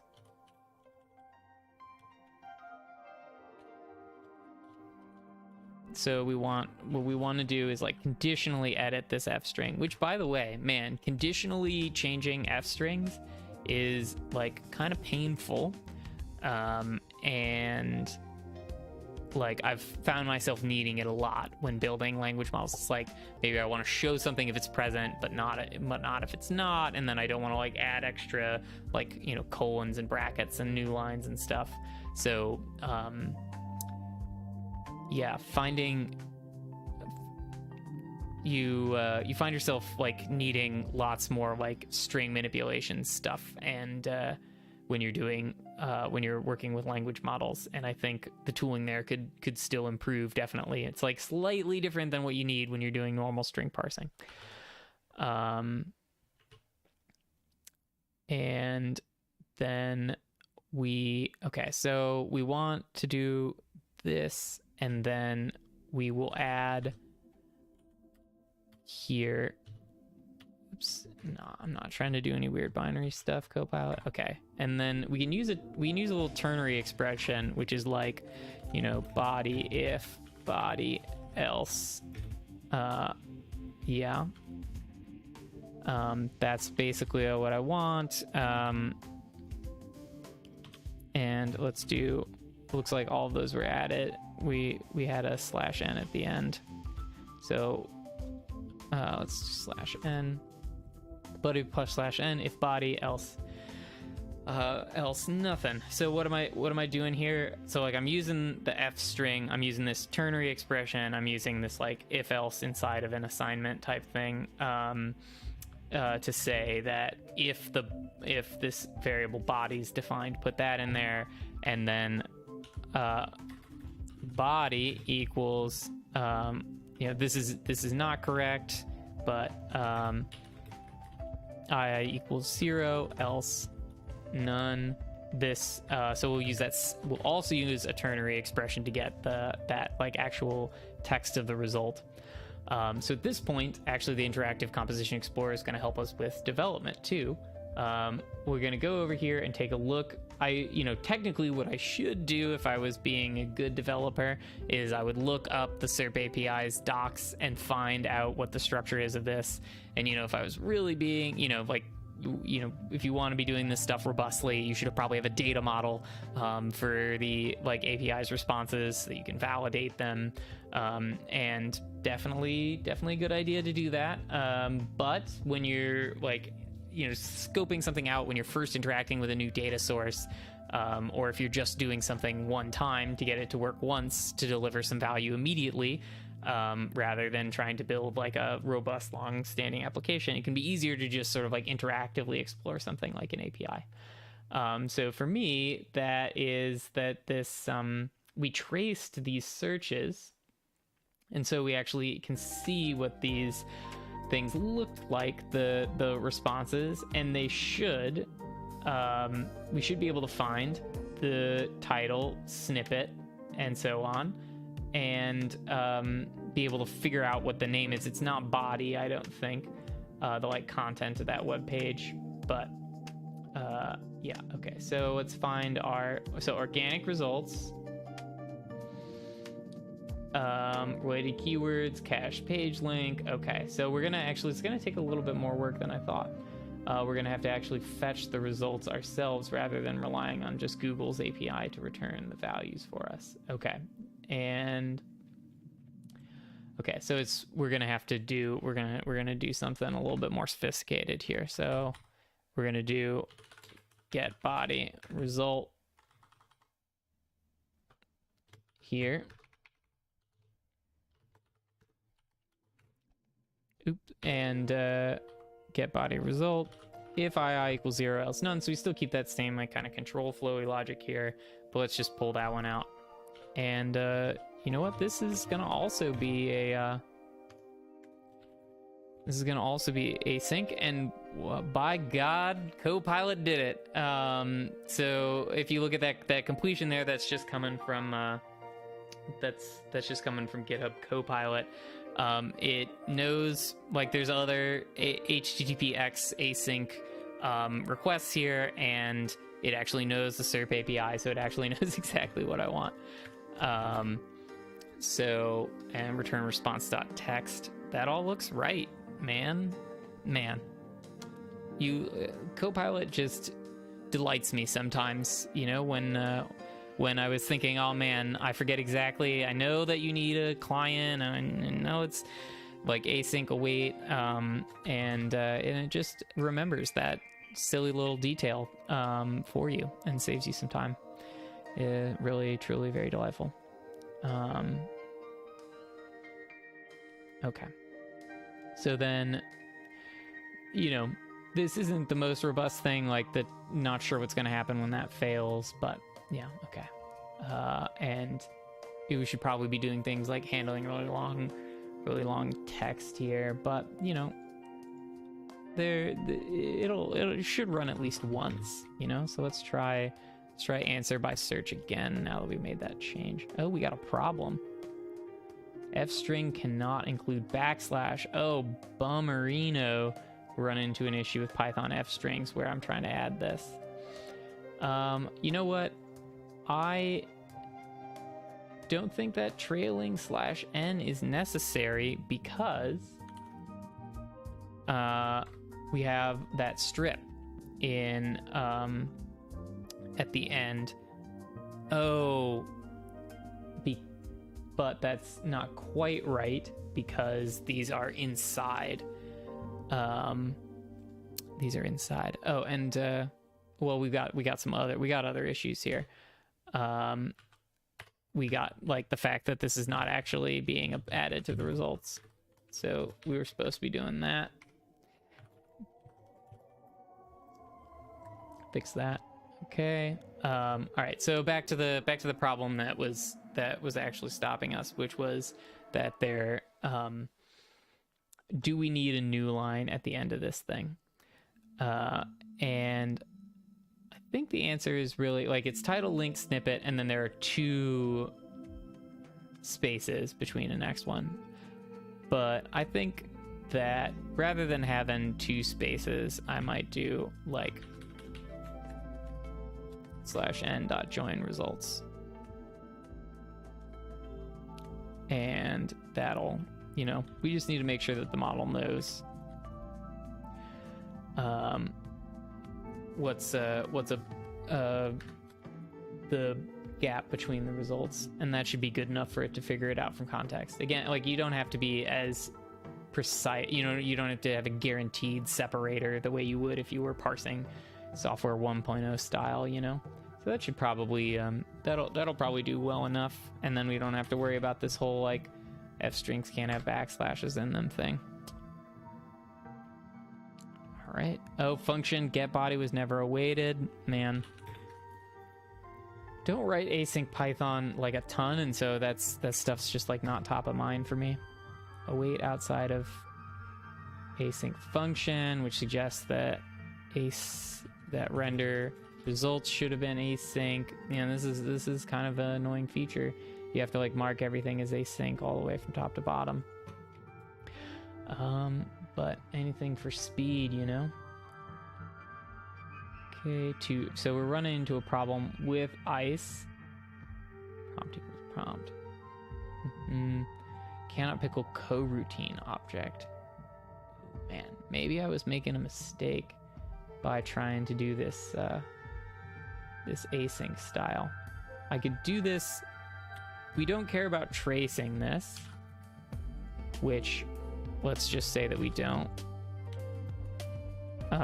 Let's appeal to Copilot for help again and say get body synchronously, because I'm pretty sure this is our problem here.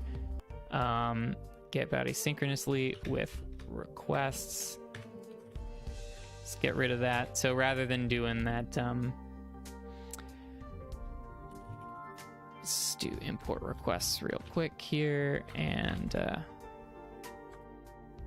okay, so this is like relatively equivalent code, but using a synchronous library. There we go. Come on, get rid of that. I bet it's that I was supposed to await the response.text. I bet that because HTTPX is like very async heavy, so I bet it's that I was returning response.text.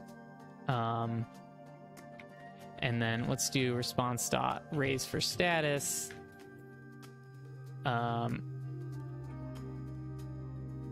And fail if it doesn't work, just because I'm not particularly trying, like I might not even keep this this request stuff. We're just debugging that. Maybe we're just debugging that issue. Okay, coroutine render results was never awaited, right? So because we're calling that async, oh, but we don't need to do that anymore because we got rid of the async part. Okay, let's try it again, just to make sure that this is actually a problem. Ooh, forbidden for URL. All right, so we're not going to be able to necessarily get it from that because because we're just doing a regular request. We're a user agent. We're not like a human user agent. We aren't pretending to be a person, and so many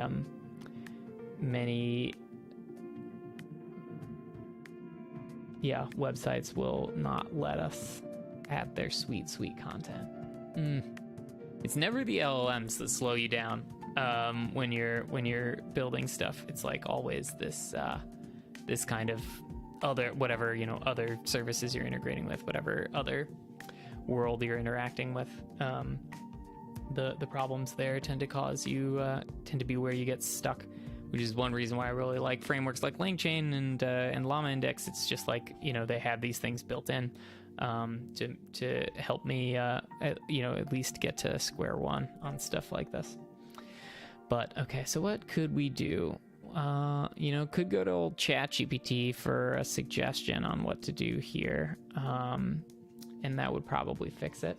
And I would like to at least see if this works. So yeah, let's try that. Let me open up ChatGPT for a little suggestion. We could quickly try prompting Copilot with some comments. Okay. We get 403s with a standard user agent. So use a custom one. Okay, what are we thinking? Yeah. Okay, we put a user agent.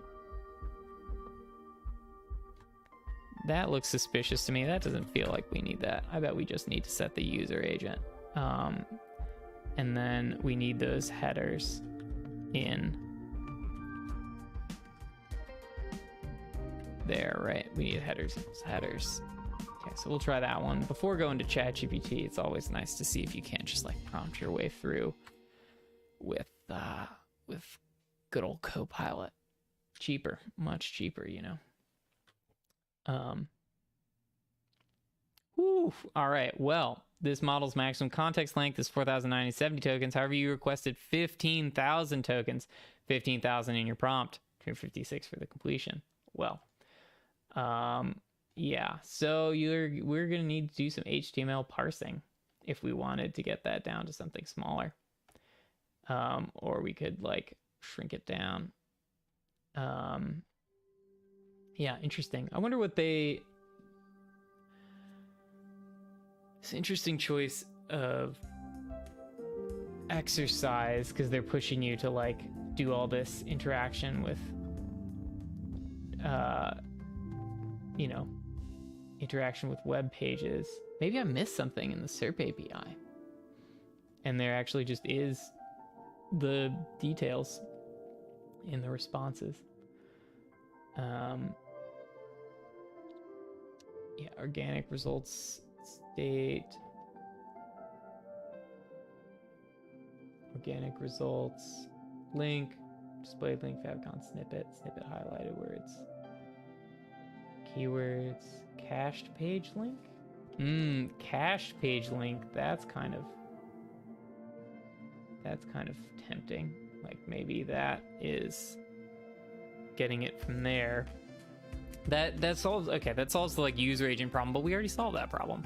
The real problem we have is that the information in it is like, it's like way too big, and we don't have a good way of shrinking it down without having a document parsing strategy for generic HTML documents, which is gonna be a pain. Yeah, so the cheap thing to do would be to get body result, and then yeah, we could shorten it, which is exactly what Copilot is suggesting. So if body up to 1,000, not 1,000 so 1,000 characters, we have 3,000 characters would be like 1,000 tokens. Do we want to do more than 1,000 tokens? Like probably not. That's mostly going to be trash. Okay, response.text.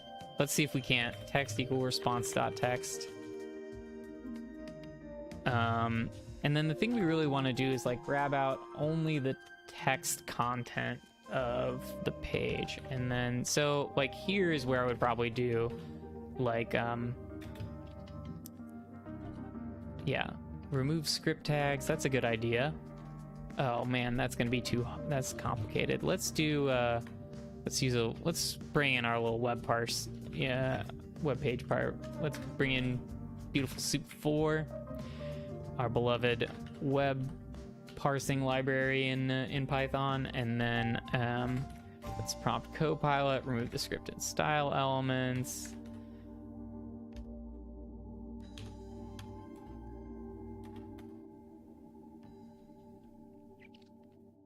All right, and then I think that's, I think we would return the soup at the end there. So we just, soup.getText, right? Yeah.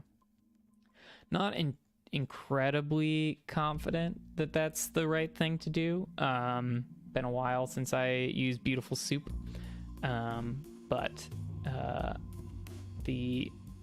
let's YOLO this one. Make sure I got the right way to install Beautiful Soup 4 though. I want to say it's like is it pip install Beautiful Soup 4. All right, not BS4. Pip install Beautiful Soup 4. All right, here we go. Installed. We got those bad boys. It'd probably be nice to move all that stuff up to the top, but okay. All right. So hopefully that brings us down to like actually useful stuff. I think, oh yes. All right. It was worth it. I promise you. It was worth it sitting, watching me struggle with HTML, with entry-level web nonsense. Based on the weather on September 12th, 2022, how many people do you think went to the beach in San Francisco? I think 11 people went to the beach in San Francisco. That's, I don't know. The beaches aren't particularly well attended on cold days. but 11 seems a little low, but at least we got the model to answer a question. So San Francisco weather on September 12th, that was our query. We got our answers. We can see what got put. Okay, weather in San Francisco in September 22. So now we trace this and we can see what the results were. It's this first one, detailed San Francisco weather forecast for September 2022, is now expanded out. And this part here is body if body. Oh, well, interestingly, we see the entire F string in this little high tooltip that's showing up here. Body if body, else empty string. But this is the body, and we got some pretty useful stuff here. Average weather. Looks like it saw this 11. I'm gonna guess that it saw this 11 days cloudy and just copied that number. But you never know. You know, maybe the model has a different reason. We could get it to think step by step, maybe. Answer. Okay.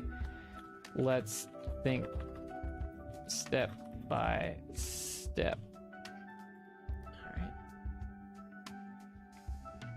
Let's run it one more time. See what the model answers this time.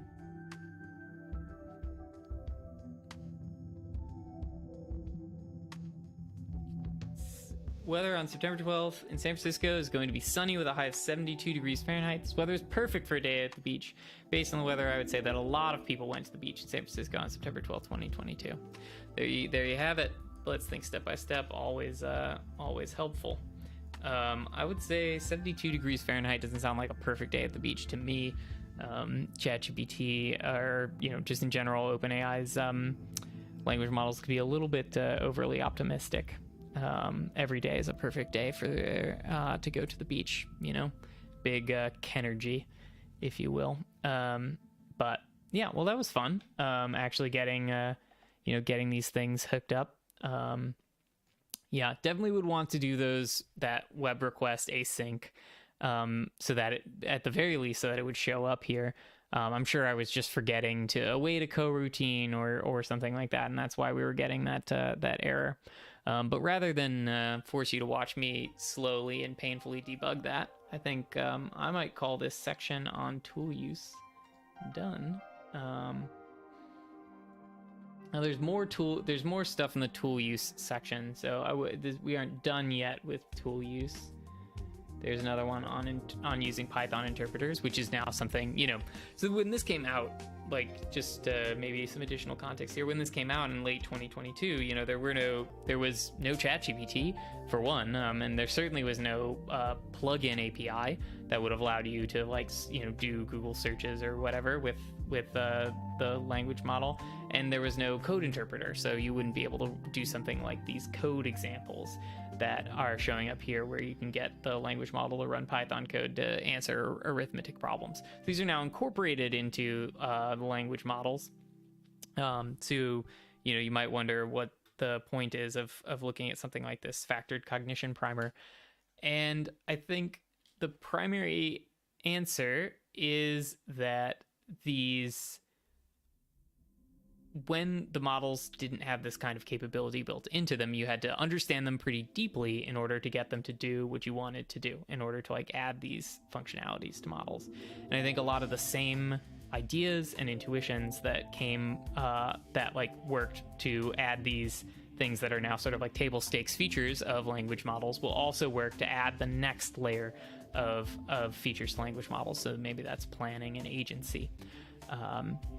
And so definitely, I think, we're coming up on our 2.5 maybe hours even for this stream. So I think I'm going to call it now and not keep going. But I think, I'm definitely going to continue looking at this primer because I, want to understand this better. And I have enjoyed kind of I played around with a lot of this stuff, back in October, November last year, and then increasingly over the last 6 months, playing around with language models and doing stuff, and not having something like this interactive composition explorer.